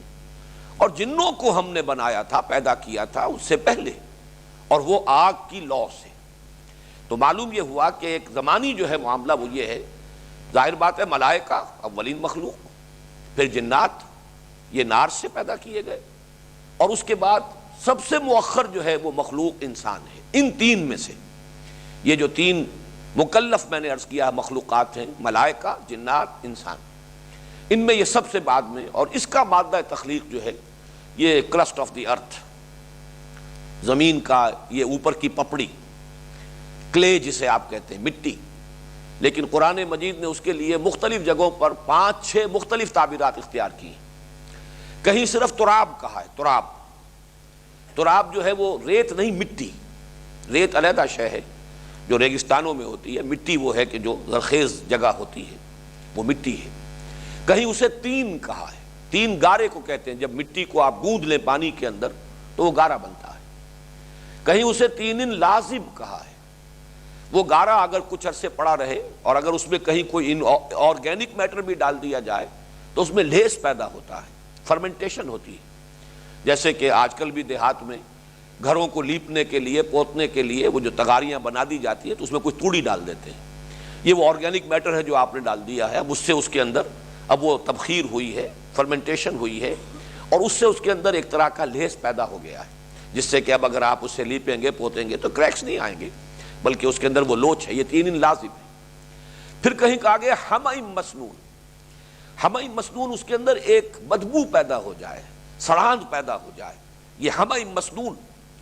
اس سے آگے وہ ہے جو یہاں میں ابھی عرض کر رہا ہوں، من صلصال من حمأ مسنون، وہ جب سوکھ کر کھنکنے لگے، جس کی کہ میں نے مثال آپ کو دی ہے کہ دلدلی علاقوں میں جو پپڑی سی اوپر بن جاتی ہے وہ کھنکتی ہے، پھر تو من صلصال من حمأ مسنون، یہ ہے مادہ تخلیق۔ البتہ یہ مسئلہ کہ آیا یہ تخلیق جو اللہ نے کی ہے اس طور سے کی ہے کہ اس گارے کا پتلا بنایا، جیسے کہ پتلا کو بچہ کھیلتا ہے، بناتا ہے، یا کوئی اور کوئی ہمارا فرض کیجئے کہ بچہ نہیں، کوئی بڑا فنکار ہو اور مجسمہ تراش ہو تو وہ بجائے پتھر سے مجسمہ بنانے کے اگر وہ کلے سے، گارے سے مجسمہ بنائے اور اس سے ہی پھر براہ راست اللہ نے اس میں پھونکا اور وہ جان پڑ گئی، تو یہ چیز بھی ہرگز نہ مستبعد ہے نہ ناممکن ہے اللہ کے لیے، چونکہ اس کی ایک مثال ہمارے سامنے موجود ہے کہ حضرت عیسیٰ علیہ السلام کو جو معجزات عطا کیے گئے ان میں سے یہ معجزہ ہے کہ وہ خود اپنے ہاتھ سے اخلق لکم کہیئۃ الطیر، من الطین کہیت طیر، گارے سے میں بناتا ہوں پرندے کی سی صورت، اور پھر میں اس میں پھونک مارتا ہوں، فیکون طیرا باذن اللہ، تو وہ اڑتا ہوا پرندہ ہو جاتا ہے اللہ کے حکم سے۔ اسی طرح آدم کی تخلیق ہوئی ہو، کوئی ناممکن بات نہیں ہے، عین ممکن ہے اللہ نے ایسا ہی کیا ہو۔ گویا کہ اگر یہ تصور بھی ہے تو یہ کوئی بعید تصور نہیں ہے، بعید از قیاس نہیں ہے، بعید از امکان نہیں ہے۔ پھر اس میں بھی دو امکانات ہیں۔ عام طور پر جو تصور ہے وہ یہ ہے کہ وہ مٹی یہاں سے لے جائی گئی ہے، اب زمین کا کرسٹ آف دی ارتھ ہے، زمین سے بنایا ہے، تراب تو یہاں ہے، یہ آسمانوں پر لے جائی گئی ہے اور وہاں پر پھر اس کا مجسمہ بنا ہے، اور پھر وہاں سے وہ جب روح پھونکی گئی ہے تو وہ آدم کی شکل اختیار کی ہے اس نے، اور پھر انہیں زمین پر اتارا گیا۔ یہ عام تصور ہے۔ میں اس کو بھی کہتا ہوں کہ یہ بھی کوئی ناممکنات میں سے نہیں ہے، اللہ تعالیٰ کے لیے عین ممکن ہے، اس کی قدرت سے بعید نہیں ہے۔ اگر حضرت عیسیٰ علیہ السلام کو اللہ تعالیٰ زندہ آسمان پر لے گیا ہے اور پھر وہ آئیں گے، ہمارا عقیدہ ہے، صحیح احادیث کے اندر اس کی خبر موجود ہے، تو یہ بھی ناممکنات میں سے نہیں ہے۔ لیکن تیسری چیز بھی ناممکنات میں سے نہیں ہے، وہ یہ کہ یہ سارا معاملہ زمین ہی پر ہوا ہو اور تخلیق کا یہ کہ تمام مراحل اسی طور سے طے ہوئے ہوں جس طور سے کہ جو بھی حیاتیات کے علماء اور ماہرین ہیں وہ بیان کرتے ہیں۔ ابھی اس فرق کو چھوڑ دیجئے، ایوولوشن اور میوٹیشن، یہ دو الفاظ علیحدہ ہیں، لیکن ان دونوں میں فرق نہیں ہے اس اعتبار سے کہ وہ اس کو تو تسلیم کرتے ہیں کہ زمین میں تدریجاً یہ حیوانات کا ایک سلسلہ جو ہے اس نے ترقی پائی ہے۔ البتہ یہ کہ لوور سپیشیز سے ہائر سپیشیز کیسے وجود میں آئی، یہ مسئلہ وہ ہے جو ابھی تک حل نہیں ہو سکا، اس لیے کہ جو بھی اس کی تشریح یا جو تعویل اور توجیہ کی تھی ڈارون نے، اس میں بہت سی ایسی چیزیں ہیں کہ جن کے لیے کوئی سائنٹیفک پروف ابھی تک فراہم نہیں کیا جا سکا۔ یعنی یہ کہ حالات کے تغیر سے جو انسان یا جو ایک جاندار جو آرگنزم ہے وہ اپنے اندر کچھ ایڈیپٹیشن پیدا کرتا ہے اور نئے قسم کے ایکوائرڈ کریکٹرز جو ہیں، نئی صفات حاصل کر لیتا ہے، اور وہ تھوڑی تھوڑی تدریجاً تبدیلی ہوتی ہے، پھر وہ آئندہ اگلی نسل کو منتقل ہوتی چلی جاتی ہے، اور بہت سی نسلوں کے بعد وہ بالکل ایک نئی شکل بن کر نئی سپیشیز بن جاتی ہے۔ یہ چیز ابھی تک سائنٹیفکلی پروو نہیں ہو سکی کہ ایکوائرڈ کریکٹرز جو ہیں، جو کوئی جاندار خود اضافی طور پر اگر کوئی صفات اختیار کر لیتا ہے تو کیا وہ بھی نسل سے میں آگے منتقل ہو سکتے ہیں، اس کا ابھی تک کوئی ثبوت نہیں مل سکا۔ لہذا ڈارون کے فلسفے کو اپنے ذہن سے نکال دیجیے، لیکن بحیثیت مجموعی یہ تصور کہ یہ زمین میں سے یہ، جیسا کہ اب یہ بھی مختلف الفاظ بھی اس پر دلالت کر رہے ہیں، تراب، تین لازم، حمأ مسنون، صلصال من حمأ مسنون، اور یہ بات جو ہے یہی کہی جا رہی ہے کہ دلدلی علاقوں میں یہ مٹی اور مٹی کے اندر جو آرگینک جو صفات پیدا ہوئی، اور پھر وہ جہاں پانی کا اور مٹی کا مسلسل ایک انٹریکشن تھا، اس کے ذریعے سے وہاں حیات کا آغاز ہوا، وہ ایک یونی سیلولر آرگنزم، پھر اس سے وہ بڑھتے بڑھتے جو ہے مختلف جو یہ وجود حیوانات جو ہے وجود میں آئے، مختلف سپیشیز وجود میں آئی، اللہ تعالیٰ کے حکم سے ہوگا۔ اور اگر وہ بھی ہوا ہو کہ ایک سپیشیز سے دوسری سپیشیز بنی ہو تو وہاں بھی جو خلا ہے وہ اللہ کا حکم کن ہے کہ جو اس خلا کو پر کرے گا۔ اب یہ تبدیلی ہو جائے، لیکن گریجولی اس کے اندر ان حیوانات کے اندر یہ ارتقا ہوا ہو، لوور فارمز آف لائف پہلے ظاہر ہوئی اور پھر نسبتاً ہائر فارمز آف لائف ظاہر ہوئی، انہی سے یا علیحدہ سے، ان دونوں امکانات کو رکھتے ہوئے تو یہ بھی کوئی ناممکنات میں سے نہیں ہے۔ میرا اپنا ذاتی رجحان اسی کی طرف ہے۔ یہ سارا قصہ زمین برسر زمین ہی ہوا ہے، اور یہ قصہ زمین برسر زمین ہی طے بھی ہوگا۔ وہ میدان حشر بھی اسی زمین پر ہوگا، اور یہیں پر وہ جنت اور دوزخ کا ابتدائی جنت جو ہے اس کے مراحل اور اونچے درجات جو ہیں وہ تو اور ہوں گے، لیکن یہ کہ یہاں پر جیسے کہ مختلف صورتوں میں آخری جو پارے کی صورتیں ان میں بھی آیا وَجَاءَ رَبُّكَ وَالْمَلَكُ صَفًّا صَفًّا، تو یہ جو معلوم ہوتا ہے کہ اللہ تعالیٰ نزول فرمائے گا۔ کیا اس کی کیفیت ہوگی نزول کی وہ ہم نہیں جانتے۔ اس اعتبار سے یہ تمام چیزیں، چونکہ بائبل میں یہ انداز دیا گیا ہے کہ وہ جنت جو تھی، جو عارضی جنت جس میں کہ حضرت آدم رکھے گئے، وہ آپ اس کو آزمائشی جنت بھی کہہ سکتے ہو، جیسا کہ میں نے کہا ڈیمانسٹریٹ کرنا مقصود تھا کہ پہچان لو اپنے دشمن کو، جو تمہارا ازلی دشمن ابدی دشمن ہے۔ اس اعتبار سے یہ رائے ہے تورات کے مرتبین کی کہ وہ جو جنت تھی وہ اسی زمین پر تھی، کسی اونچی جگہ پر، جہاں پہ کہ ہر طرح کا سامان جو ہے زندگی کی ضروریات بآسانی اور فراوانی کے ساتھ فراہم تھی۔ انہیں کچھ کام نہیں کرنا پڑتا تھا، بڑی آسانی کے ساتھ میووں کی شکل میں انہیں اللہ تعالیٰ کا رزق مل رہا تھا۔ تو وہ جنت کی ایک کیفیت زمین پر تھی۔ میں صرف یہ عرض کر رہا ہوں کہ یہ چیزیں بھی قرآن مجید کے طرز بیان میں ایسا نہیں ہے کہ فٹ نہ بیٹھ سکتی ہیں۔ باقی ہمیں یہ سمجھنا چاہیے کہ یہ متشابہات میں سے ہیں، ان کے بارے میں تیقن کے ساتھ، بالکل تعین کے ساتھ کوئی بات کہنے کی ضرورت نہیں۔ اب میں صرف ایک بات اور کہہ دوں پھر ہم ٹیکسٹ کی طرف چلیں گے۔ یہ جو میں نے 3 مراتب قائم کیے ہیں، ملائکہ، جنات اور پھر یہ حیات عرضی، اور حیات عرضی کی بلند ترین شکل انسان، ہومو سیپینس، یہ جو ہے آج جو فلسفہ ہے سائنس میں، جو کچھ نظریات جو کافی اب ایک طرح سے تو اسٹیبلش فیکٹس کی حیثیت سے قبول کیے جا چکے ہیں، ان میں سے 2 مرحلے جو ہیں وہ سائنس کی گرفت میں آ چکے ہیں۔ وہ بگ بینگ تھیوری اور بہت بڑا ایکسپلوژن ہوا، اور وہ جو مادہ پیدا ہوا اس کے نتیجے میں نہایت گرم،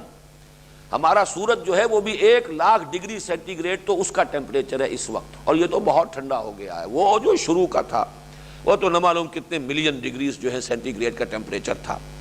ایک وہ دور تھا۔ پھر رفتہ رفتہ یہ کائنات ٹھنڈی ہو رہی ہے، اور یہ جو مختلف کرے ہیں وہ بھی ٹھنڈے ہو رہے ہیں۔ زمین کے بارے میں بھی کہ یہ بھی بہت گرم تھی اور رفتہ رفتہ ٹھنڈی ہوئی ہے، اور جیسے ٹھنڈی ہوئی ہے کرسٹ آف دی ارتھ اس کے اوپر وجود اس پر آیا ہے، اور پھر جو بارش وغیرہ اور پانی بخارات جو اسی میں کے نکلے ہوئے ہیں، یا یہ کہ وہ جو بھی دخان جسے قرآن نے کہا ہے، اسی دخان کے اندر جو ہے وہ مختلف گیسز کے انٹریکشن سے پانی بنا اور پھر وہ زمین پر برسا، تو یہ معلوم ہوتا ہے کہ مراحل واقعی یہی ہے۔ البتہ جو فرشتوں کی تخلیق کا مرحلہ ہے وہ سائنس کے دائرے سے خارج ہے، یہ وہ تکوین ہے عالم امر کی۔ ہماری فزیکل سائنس جو ہے وہ عالم خلق کو ایکسپلور کر سکتی ہے، عالم امر سے اسے کوئی سروکار نہیں۔ روح جو ہے، ملائکہ اور ارواح، یہ در حقیقت ارواح انسانیہ، یہ بھی نوٹ کر لیجئے کہ انسان کا مرکب وجود ہے، اس کی وہ روح جس کا کہ ذکر ہو چکا ہے پچھلے درس میں، وہ جو ہمیں پہلے پیدا کیا گیا تھا ارواح کی شکل میں، یہ بالکل ملائکہ کی ہم پلہ ہے، یہ نورانی ہے، نوری الاصل ہے۔ البتہ یہ کہ فرشتوں کے ساتھ یہ جو ارواح انسانیہ ہے یہ بھی پیدا کر دی گئی، اس کے بعد وہ ارواح انسانیہ کسی کولڈ سٹوریج میں رکھ دی گئی۔ اب جیسے جیسے اس عالم خلق میں ایک انسان کا حیولہ تیار ہوتا ہے رحم مادر میں، وہ روح اس کی لا کر اس کے ساتھ شامل کر دی جاتی ہے۔ تو انسان کا وجود مرکب وجود ہے، روح کے اعتبار سے وہ جنات سے بہت بالا ہے، لیکن یہ کہ محض اپنے مادی جسد کے اعتبار سے وہ جنات سے کمتر ہے، اس لیے کہ جنات کی تخلیق جو ہوئی ہے وہ نار سے ہوئی ہے، اور جبکہ یہ ہمارا مادی وجود جو ہے، جسدی وجود جو ہمارا ہے، یہ مٹی سے بنا ہے، یہ زمین کے اس کرسٹ آف دی ارتھ سے بنا ہے۔ اس اعتبار سے وہ پہلو ہمارا کمتر ہے جنات سے، جبکہ وہ جو ہماری ارواح ہیں وہ تو فرشتوں کے ہم پلہ، بلکہ ایک اعتبار سے ان سب سے بھی بالا تر ہے۔ اور یہی وہ نقطہ نوٹ کر لیجئے کہ ان میں جو روح سب سے اونچی ہے وہ روح محمدی ہے صلی اللہ علیہ وسلم، اور ان سے بالا تر کوئی ہستی نہیں، کوئی فرشتہ نہیں، کوئی وجود جو بھی ہے ذات باری تعالیٰ کے بعد جو بھی وجود ہے۔ صحیح کہا جس نے بھی کہا کہ بعد از خدا بزرگ تو ہی قصہ مختصر، کیا بیان کریں، اس لیے کہ ظاہر بات ہے کہ وہ ارواح انسانیہ ملائکہ سے بالا تر ہیں، جبکہ جھکایا جا رہا ہے فرشتوں کو، سب کے سب فرشتوں کو آدم کے سامنے، تو ان کا تو بالا تر ہونا ثابت ہو گیا۔ نوری الاصل ہونے کے اعتبار سے فرشتے بھی نوری الاصل ہیں اور ارواح انسانیہ بھی نوری الاصل ہیں، اس میں تو مساوات ہے، لیکن پھر فرق مراتب ہے۔ جیسے ملائکہ میں فرق مراتب ہے، جبریل سید الملائکہ ہیں، اسی طریقے سے یہ نوری الاصل مخلوق ہونے کے اعتبار سے ارواح انسانی اگرچہ برابر بنتی ہیں ملائکہ کے، لیکن اپنے مرتبے میں ملائکہ سے بالا تر، اور ان میں بالا ترین اور برترین وہ روح محمدی ہے صلی اللہ علیہ وسلم۔ تو یہ جو 2 درجے ہیں، یہ چونکہ میٹیریل ورلڈ کے ہیں، عالم خلق کے ہیں۔ میں آج کل ایک کتاب پڑھ رہا ہوں علامہ اقبال کی thoughts and reflections of Iqbal, Syed Wahid Ali نے، چونکہ خلافت سے متعلق بعض معاملات پر ایک مضمون میں نے دیکھا کہ ان کی کچھ کوٹیشنز تھی، کچھ ریفرنسز تھے، تو میں بہت خوش ہوا یہ دیکھ کر کہ علامہ اقبال نے ویسے کسی انگریز مفکر کا قول نقل کیا ہے کہ ہماری زبان کی بڑی ہی تنگ دامانی ہے کہ کریشن کا صرف ایک لفظ ہے، اور اس کو آگے اس کی درجہ بندی ہم نہیں کر سکتے۔ علامہ اقبال نے ریفر کیا ہے کہ واقعہ یہ ہے کہ عربی زبان اس اعتبار سے بہت رچ ہے کہ قرآن نے 2 اصطلاحات استعمال کی ہیں، عالم امر، عالم خلق۔ تو جو چیزیں میں بیان کرتا رہا ہوں ان دونوں کے حوالے سے علامہ اقبال کی تحریر کے اندر بھی وہ بات مجھے ملی ہے۔ خلق اور امر یہ دو عالم ہیں بالکل جدا. جو بھی یہ میٹیریل ورلڈ ہے، ورلڈ آف میٹر، وہ ہے عالم خلق، لیکن عالم امر اس سے ماورا ہے، بالا تر ہے. وہ ہماری فزیکل سائنس کی ریسرچ اور اس کی جو بھی دریافت ہے اس کے دائرے میں وہ آتا ہی نہیں.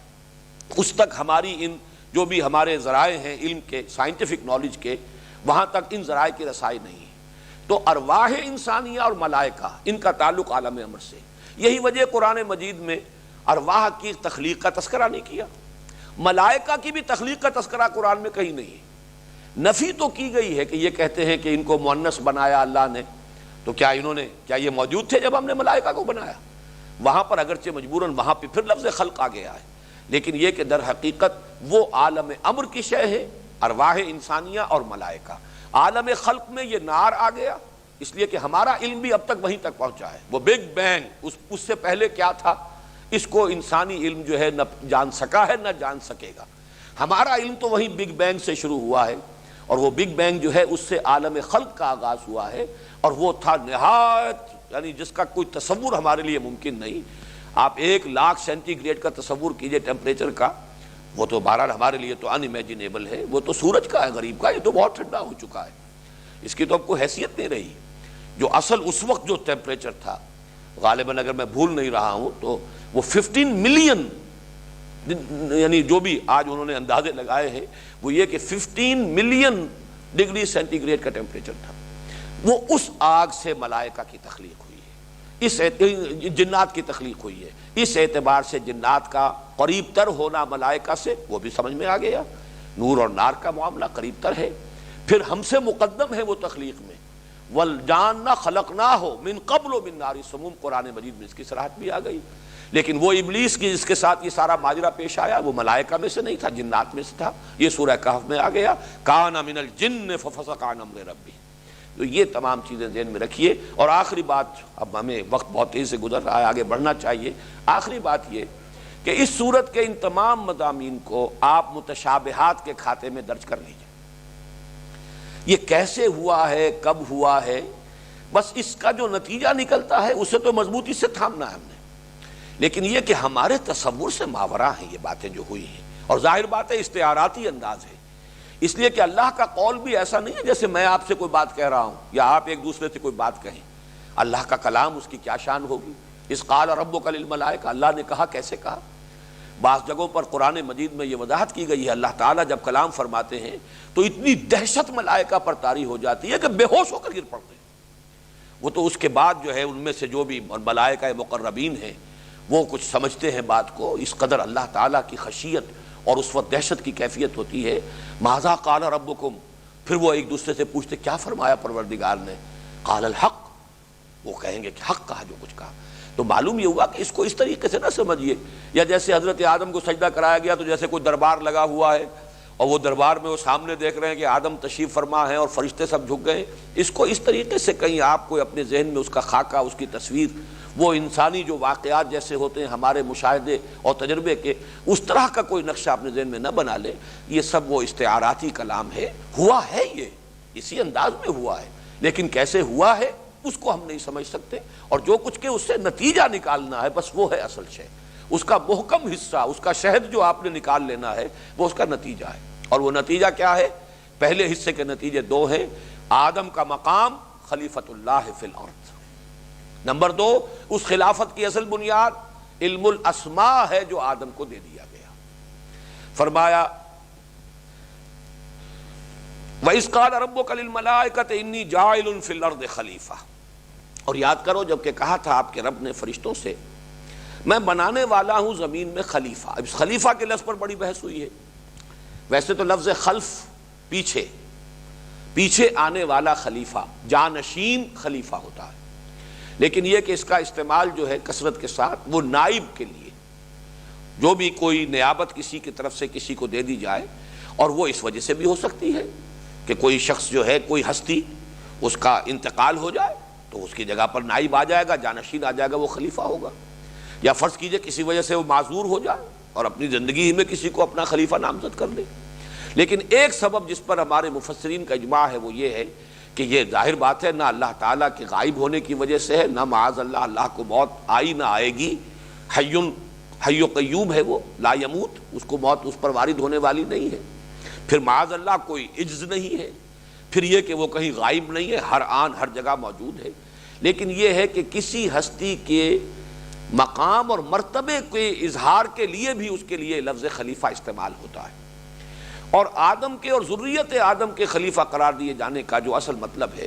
وہ یہ ہے کہ اللہ تعالیٰ نے اگرچہ غائب نہیں ہے، وہ حاضر ہے ہر جگہ، ہوا معکم اینما کنتم، لیکن اس نے ایک پردہ غیب حائل کر دیا ہے۔ اس پردہ غیب کے ادھر انسان کو اس نے خلافت عطا فرمائی ہے، اسے نیابت دی ہے، اسے اختیار دیا ہے، اس کو کچھ آٹونومی دی ہے، اور یہ ہے در حقیقت آدم کا وہ مقام اور ذریت آدم کا کہ جو مخصوص ہے اس کے ساتھ۔ تو اس میں دو بحثیں ہیں کہ جب کہا اللہ تعالیٰ نے انی جاعل فی الارض خلیفہ، تو اس سے مراد کیا ہے؟ آیا آدم یا ذریت آدم؟ ایک رائے یہ کہ مراد ہے ذریت آدم، نسل آدم، شخص آدم نہیں، اس لیے کہ یہاں پر لفظ آدم کا تذکرہ نہیں ہے، وہ تو آگے آئے گا، وعلم آدم الاسماء کلھا، یہاں پہ خلیفہ کا لفظ مجرد آیا ہے۔ لیکن اس میں اکثریت کی رائے یہ کہ مراد حضرت آدم ہے شخصاً۔ اس سے آگے بات یہ کہ خلافت کس معنی میں ہے، یہ رائے آج کل بھی بعض لوگ پیش کر رہے ہیں، اور چونکہ ہمارے بزرگوں میں سے اور بڑی شخصیتوں میں سے امام ابن تیمیہ رحمۃ اللہ علیہ کی یہ رائے ہے، لہٰذا ہمارے ہاں اہل علم کا بھی ایک حلقہ ہے، اگرچہ بعض لوگوں نے تو محض یہ جو خلافت کا لفظ ہم نے استعمال کیا ہے تو اس کی تغلیط میں اور اس کی مخالفت میں وہ بات پیش کی ہے کہ اللہ تعالیٰ کی خلافت کا کیا سوال، اللہ تعالیٰ تو خود موجود ہے ہر جگہ پر، ہر آن، اس کو تو کوئی معاذ اللہ نہ موت آئی ہے نہ موت آئے گی، پھر خلافت کا کیا سوال؟ تو آدم یا ذریت آدم کے خلیفۃ اللہ ہونے کا تصور ہی گویا کہ ان کے نزدیک غلط ہے، بلکہ وہ تو یہاں تک بھی الفاظ استعمال کر دیتے کہ تو شرک اور کفر ہے، اللہ کا خلیفہ چھ مانی دارت۔ لیکن یہ کہ اچھی طرح نوٹ کر لیجئے کہ قرآن مجید کی تفسیر میں جب اس طرح کے معاملات میں ہمیں سلف کی طرف بھی رجوع کرنا ہے، اور ظاہر بات ہے کہ صحابہ کرام سے بڑھ کر ان چیزوں کا جاننے والا اور کوئی نہیں ہے، یہ کوئی مادی علوم نہیں ہے، بلکہ یہ تو وہ حقائق ہے کہ جو حقائق بذریعہ وحی ہی معلوم ہو سکتے ہیں، اور اس کا منبع اور سرچشمہ تو ذات محمد ہی رہے گی صلی اللہ علیہ وسلم، اور ذات محمدی سے براہ راست اور اولاً اکتساب کرنے والے صحابہ کرام ہی۔ البتہ صحابہ کرام میں بھی جو اقوال منقول ہوئے ہیں اس میں دو رائے موجود ہیں۔ اکثریت کی رائے یہ ہے کہ یہ خلیفۃ اللہ، میں اپنا خلیفہ بنانے والا ہوں زمین میں، اگرچہ یہاں صراحت نہیں ہے، انی جاعل فی الارض خلیفہ، میں زمین میں ایک خلیفہ بنانے والا ہوں، میں نے فیصلہ کر لیا ہے کہ زمین میں ایک خلیفہ بناؤں۔ یہ جاعل کا لفظ جب آتا ہے عربی زبان میں، فاعل، اس میں فاعل ہے یہ جاعل، اس میں ایک عزیمت ہوتی ہے، پختہ ارادہ، فیصلہ، وہ اس لیے میں نے یہ ترجمے میں لفظ کا اضافہ کیا، میں نے فیصلہ کر لیا ہے کہ زمین میں ایک خلیفہ بناؤں۔ لیکن یہ کہ اپنا خلیفہ بناؤں یا کسی اور کا خلیفہ بناؤں، اس کا امکان جہاں تک متن کا تعلق ہے آیت کے، وہ دونوں امکانات موجود ہیں۔ چنانچہ ہمیں سلف میں بھی یہ دونوں قول مل جاتے ہیں۔ ایک قول یہ ہے کہ چونکہ جنات پہلے سے تھے اور جنات نے یہاں سرکشی مچائی، ان میں شر کا غالب عنصر جو ہے غالب ہے، اس اعتبار سے کہا گیا کہ ان کو یہاں سے بے دخل کیا گیا، اور ان کا خلیفہ بنا کر ان کے بعد آنے والے ہیں آدم اور ذریت آدم، تو گویا کہ وہ خلیفہ ہوئے جنات کے۔ یہ ایک رائے ہے اور سلف میں بھی موجود ہے، لہذا اگر کوئی شخص اس کو مانے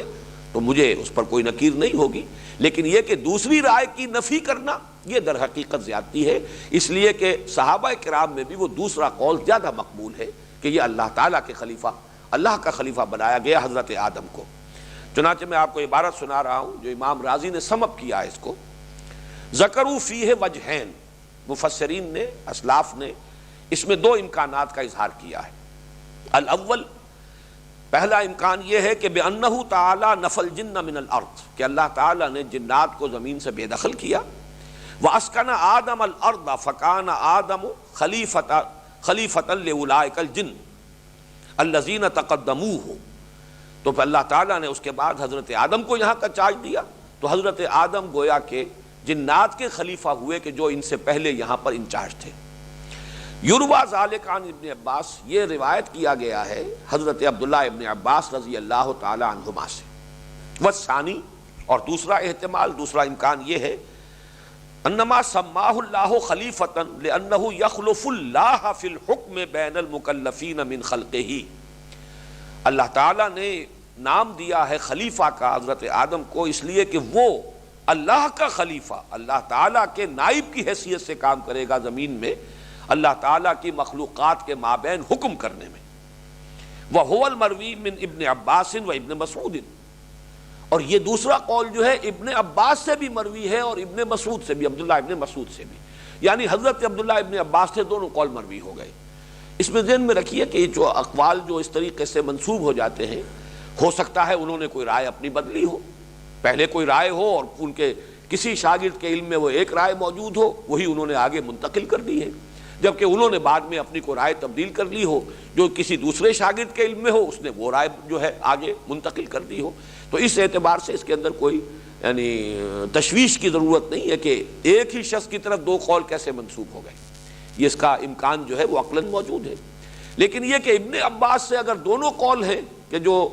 روایت کیے جا رہے ہیں، تو عبداللہ ابن مسعود رضی اللہ تعالی عنہ کبار صحابہ میں سے، عبداللہ ابن عباس اگرچہ علم تفسیر میں ان کا بہت اونچا مقام ہے، لیکن وہ نوجوانوں میں سے ہیں، کبار صحابہ میں سے، بزرگ صحابہ میں سے عبداللہ ابن مسعود ہیں، اور انہوں نے تیقن کے ساتھ یہ کہا ہے کہ یہ در حقیقت اللہ کی خلافت ہے۔ وَهَذَا الرَّأْيُ مُتَأَكَّدٌ بِقَوْلِهِ إِنَّا جَعَلْنَاكَ خَلِيفَةً فِي الْأَرْضِ فَاحْكُم بَيْنَ النَّاسِ بِالْحَقِّ، یہ امام راضی اب کہہ رہے ہیں کہ یہ رائے جو ہے دوسری مؤخر الذکر، یہ مؤکد ہے، یہ بہت مضبوط ہو جاتی ہے اللہ تعالیٰ کے اس قول کی روح سے جو حضرت داؤد سے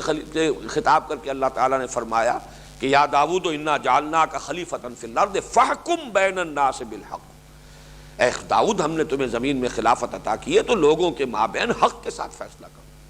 تو گویا کہ وہ خلیفۃ اللہ کہ جو حکم کرے، فیصلہ کرے، اصل میں تو حکم ہے اللہ کا اختیار، ان الحکم الا للہ،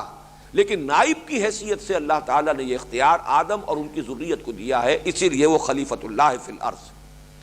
یہ ہمارے ہاں مفسرین میں سے ابن جریر اور معالم اور بحر اور بیضاوی، یہ تمام بڑی بڑی جو التفاسیر ہیں، ان سب کے اندر یہ رائے موجود ہے۔ جیسا کہ میں نے عرض کیا ہے، اس میں ہمارے بزرگوں میں سے،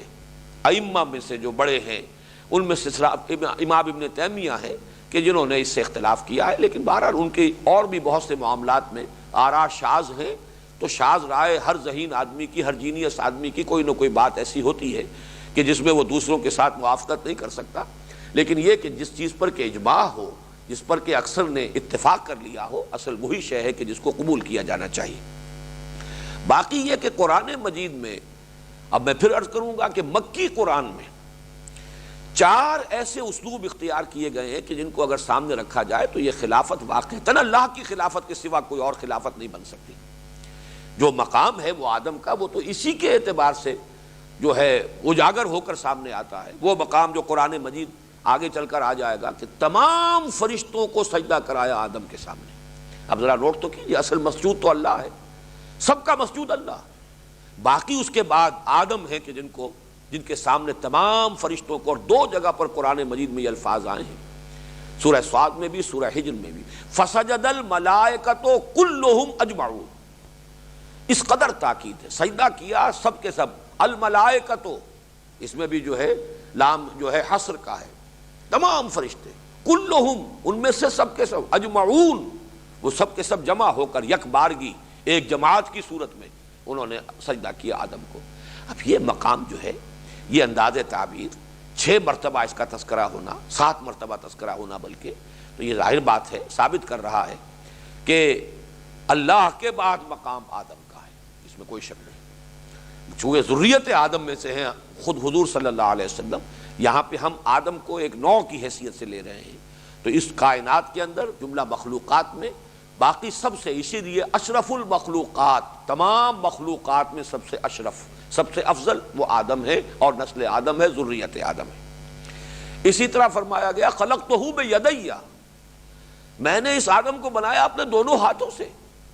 اور اس کی تعبیر اس کے سوا کوئی نہیں ہو سکتی، ورنہ اللہ تعالیٰ کے ایسے کوئی 2 ہاتھ نہیں ہے۔ یا تو یوں کہا جائے گا کہ اس سے مراد ہے بڑے اہتمام سے میں نے بنایا ہے آدم کو، لیکن میرے نزدیک اس کی تعبیر صحیح ترین یہ ہے کہ اللہ تعالیٰ کی ذات ہے جس میں عالم امر اور عالم خلق دونوں اس کے قبضہ قدرت میں ہیں، الا لہ الخلق والامر، اور یہ دونوں عالم مخلوقات میں سے صرف آدم ہے جس میں کہ آ کر جمع ہو گئے ہیں عالم امر سے، جس کی روح ہے، عالم خلق سے اس کا یہ وجود جسدی ہے، مادی ہے۔ یہ دونوں عالم اگر جمع ہوئے ہیں تو وہ صرف ایک مخلوق ہے اور وہ انسان ہے، ورنہ ملائکہ صرف عالم امر کی شے ہیں، جنات صرف عالم خلق کی شے ہیں، ان میں وہ روح نہیں پھونکی گئی۔ وہ روح کا پھونکا جانا ہی تو در حقیقت حضرت آدم کی اس شرف کو اور ان کے اس مقام اور مرتبے کو واضح کرتا ہے، جیسا کہ دو جگہ پر آیا ہے فَإِذَا سَوَّيْتُهُ، سورہ حجر اور سورہ صاد۔ ان الفاظ میں تو ایک شوشے کا بھی فرق نہیں ہے دونوں جگہ پر، فَإِذَا سَوَّيْتُهُ وَنَفَخْتُ فِيهِ مِن رُوحِي فَقَعُوا لَهُ سَاجِدِينَ۔ سورہ صاد میں اور سورہ حجر میں صرف اتنا فرق ہے کہ پہلے فرمایا اذ قال ربک انی خالق بشرا من طین، یہاں صرف لفظ تین آیا ہے سورہ صاد میں، جبکہ سورہ حجر میں ہے اذ قال ربک انی خالق بشرا من صلصال من حمأ مسنون۔ اس آیت میں تو تین اور صلصال من حمأ مسنون کا فرق ہے، آگے دو آیتیں بالکل وہی ہیں جو رپیٹ ہوئی ہیں، فَإِذَا سَوَّيْتُهُ وَنَفَخْتُ فِيهِ مِن رُوحِي فَقَعُوا لَهُ سَاجِدِينَ فَسَجَدَ الْمَلَائِكَةُ كُلُّهُمْ أَجْمَعُونَ۔ فرشتوں نے سب کے سب نے سجدہ کیا۔ اب ظاہر بات ہے اس کے ساتھ تو یہی مناسبت رکھنے والی شے ہے، خلقتہ بیدیہ، جسے میں نے اپنے دونوں ہاتھوں سے بنایا۔ عالم خلق عالم امر دونوں جمع ہو گئے اس ہستی کے اندر۔ اسی طریقے سے وَلَقَدْ كَرَّمْنَا بَنِي آدَمَ وَحَمَلْنَاهُمْ فِي الْبَرِّ وَالْبَحْرِ وَرَزَقْنَاهُمْ مِنَ الطَّيِّبَاتِ وَفَضَّلْنَاهُمْ عَلَى كَثِيرٍ مِّمَّنْ خَلَقْنَا تَفْضِيلًا۔ اور یہ نوٹ کیجئے سورہ بنی اسرائیل میں جو میں نے بتایا کہ چھٹے رکوع میں جو ساتویں رکوع میں آیا ہے یہ قصہ آدم و ابلیس، اور اس کے فوراً بعد جو ہے یہ آیت آئی ہے ہم نے بنی آدم کو بہت اعزاز ہم نے کیا ہے، بڑی تکریم کی ہے آدم کی نسل کی۔ اسی طریقے سے حدیث میں ایک لفظ آیا ہے، اگرچہ قرآن میں نہیں ہے لیکن تورات میں موجود ہے، And God created man in his own image۔ اللہ نے انسان کو بنایا خود اپنی شکل پر، اور حدیث میں موجود ہے، حدیث صحیح، خلق اللہ آدم علی صورتہ، اللہ نے آدم کو اپنی صورت پر بنایا۔ صورت سے مراد یہ شکل نہیں ہے، یہ فیچرز نہیں ہے، یہ جسم نہیں ہے۔ میں پھر یہی کہوں گا کہ اس کی تعویل وہی ہے کہ خلق اور امر دونوں کو جمع کر دینا یہی ہے در حقیقت، یا اللہ کی ذات میں اختیار کے اعتبار سے جمع ہے خلق بھی اور امر بھی، الا لہ الخلق والامر، یا پھر انسان کے وجود میں آ کر یہ دونوں عالم جو ہے یکجا ہو گئے ہیں، جمع ہو گئے ہیں۔ اور اس میں پھر مدنی صورتوں میں سے سورہ احزاب میں جو انداز بیان آیا ہے، اِنَّا عَرَضْنَا الْأَمَانَةَ عَلَى السَّمَاوَاتِ وَالْأَرْضِ وَالْجِبَالِ فَأَبَيْنَ أَن يَحْمِلْنَهَا وَأَشْفَقْنَ مِنْهَا وَحَمَلَهَا الْإِنسَانُ۔ کوئی ہے شے، امانت ہے کوئی اللہ کی کہ جو اللہ تعالیٰ نے، اب اس کو بھی استعارہ کہیں گے کہ ہم نے آسمانوں پر، زمین پر، پہاڑوں پر، ہر شے پر پیش کیا، سب ڈر گئے، سب نے گھبرا کر انکار کیا، انسان نے اس بات کو۔ آسماں بار امانت نہ تواں گشت، وہ جو آتا ہے کہ وہ نہیں اٹھا سکے، آسمان بھی نہ اٹھا سکا۔ قرائے فال بنام من دیوانہ زدن، یہ تو میرے ہی نام جو ہے اللہ تعالیٰ کی طرف سے قرآن نکلا ہے، میرے نزدیک وہ روح ہے، وَنَفَخْتُ فِيهِ مِن رُوحِي، یہ ہے اصل میں وہ جو اعزاز اور اکرام کی اصل بنیاد ہے۔ اس لیے مسجود ملائک بنے ہیں، وہ ہومو سیپینز مسجود نہیں ہے، مسجود تو در حقیقت وہ ہومو سیپین ہے جس میں کہ روح خداوندی پھونک دی گئی ہے، اس اعتبار سے اس کا وہ مقام و مرتبہ بنا ہے۔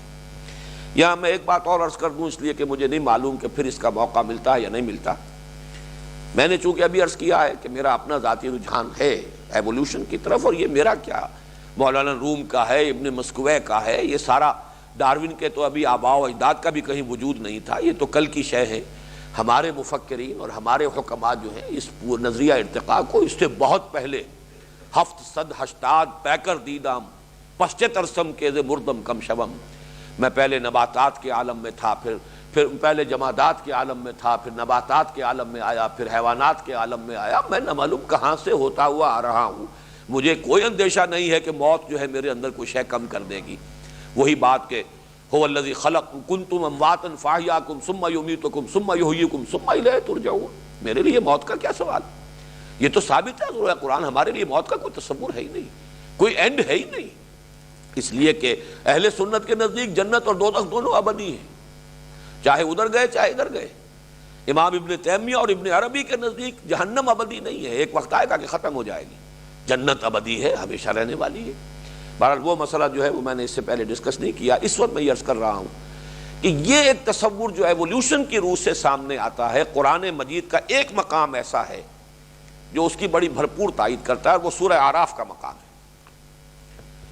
وہاں جمع کے صیغے سے بات شروع کی گئی ہے، وَلَقَدْ خَلَقْنَاكُمْ، ہم نے تمہیں بنایا، پیدا کیا، ثُمَّ صَوَّرْنَاكُمْ، پھر تمہاری تصویر کشی کی، تمہارا نقشہ بنا دیا، تمہارے فیچرز بنا دیے، تمہاری صورت گری کی۔ ثُمَّ قُلْنَا لِلْمَلَائِكَةِ اسْجُدُوا لِآدَمَ، پھر ہم نے کہا فرشتوں سے کہ جھک جاؤ آدم کے سامنے۔ یہاں یہ نہیں کہا کہ ہم نے آدم کو بنایا اور اس کی صورت گری کی اور پھر ہم نے کہا فرشتوں سے کہ جھک جاؤ آدم کے سامنے، وہاں جمع کا صیغہ ہے۔ معلوم ایسا ہوتا ہے کہ ایک نو پہلے وجود میں آئی ہے، ہومو سیپینس ایک نو کی حیثیت سے پہلے وجود میں آئی ہے،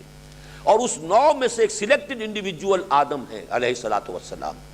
لیکن اب یہ حیوان محض نہیں رہے، جب تک محض ایک نو جو ہے ہومو سیپینس کی تھی اس وقت تک وہ حیوان تھے، لیکن جب ان میں سے ایک سلیکٹڈ کو لے کر اس میں وہ روح ہے باری تعالیٰ جس کو اپنی طرف منسوب کر رہے ہیں، نفخت فیہ من روحی فاذا سویتہ ونفخت فیہ من روحی، اب یہاں پر واحد کا صیغہ آ رہا ہے، جب میں اس کی پوری نوک پلک سوار دوں اور اس میں اپنی روح میں سے پھونک دوں، تو جس میں وہ روح پھونکی گئی ہے وہ ایک انڈیویجول ہے اس نو کا، وہ ہومو سیپینس میں سے ایک ہے، فرد جس کو اللہ نے چنا ہے اور اس کے اندر اس روح کو پھونکا ہے، اب وہ آدم بن گیا ہے، اب وہ نرا ہومو سیپینس نہیں۔ اور یہ بالکل ممکن ہے کہ جیسے ہماری بڑی بڑی سپیشیز جو ہیں بالکل معدوم ہو گئی، ڈینوسارز وغیرہ جن کے اتنے بڑے بڑے مجسمے نکلتے ہیں، لیکن یہ کہ اب ان کا کہیں وجود نہیں ہے، وہ بقیہ نو پوری کی پوری ختم ہو گئی ہو، صرف اس کے بعد آدم جو ایک انڈیویجول تھے، اس ایوالڈ سپیشیز کے ایک انڈیویجول جن کو اللہ نے چنا اور جس میں پھر روح پھونکی ہے، نسل آدم اب باقی ساری بھی ہے جو دنیا کے اندر موجود ہے، وہ اسی ایک فرد کی نسل ہے۔ اس میں قطعاً کوئی شے مستبد نہیں، نہ سائنٹیفک اعتبار سے نہ قرآن کے اعتبار سے۔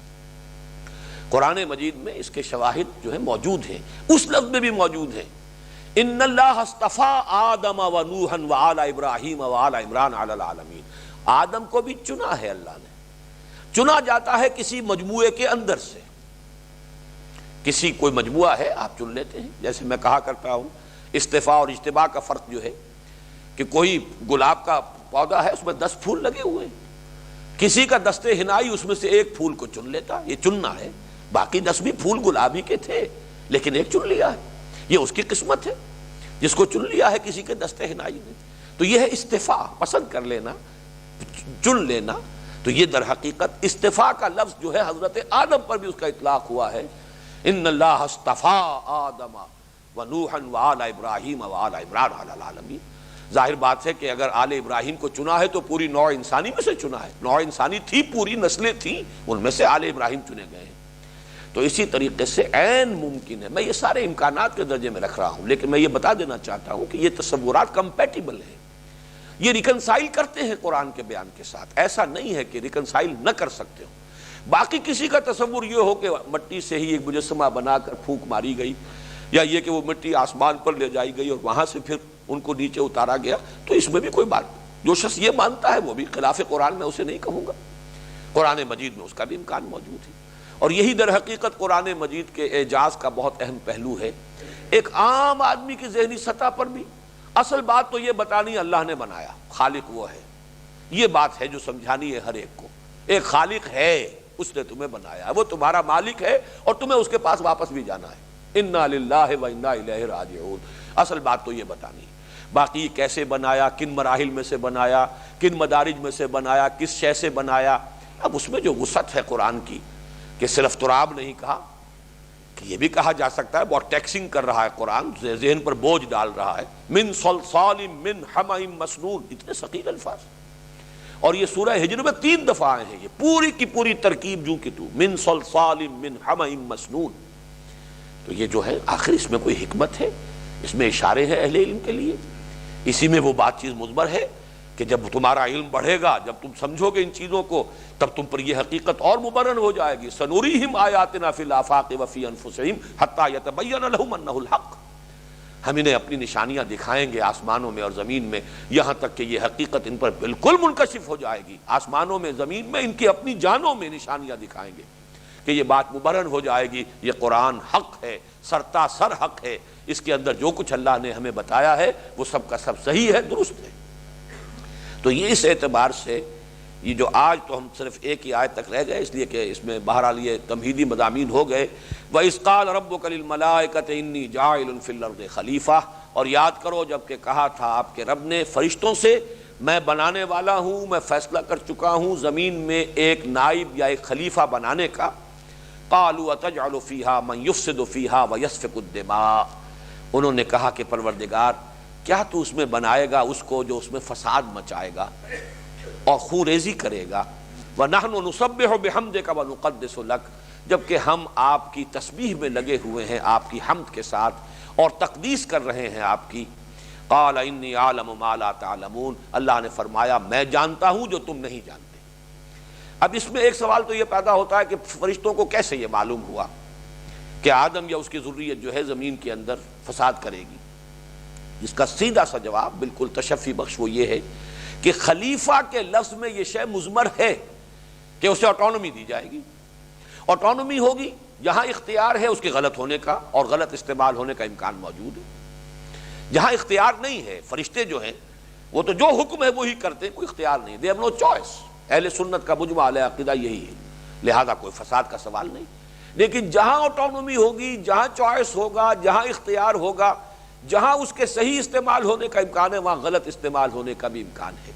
Authority tends to corrupt and absolute authority corrupts absolutely۔ تو یہاں بہرحال ایبسولوٹ اتھارٹی کا تصور تو نہیں تھا، پھر بھی اتھارٹی تو ہے نا کچھ، اور انہوں نے فوریزی بھی کی اور فساد بھی مچایا، تو انہی پر قیاس کرتے ہوئے فرشتوں نے کہا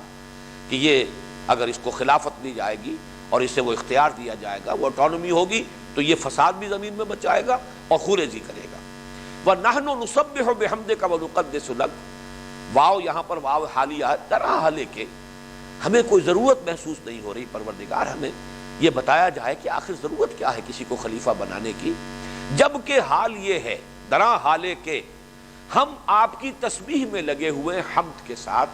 اور آپ کی تقدیس کر رہے ہیں۔ یہ دو الفاظ یہاں جمع ہو کر آئیں، تسبیح و تقدیس، ان کو سمجھ لیجئے۔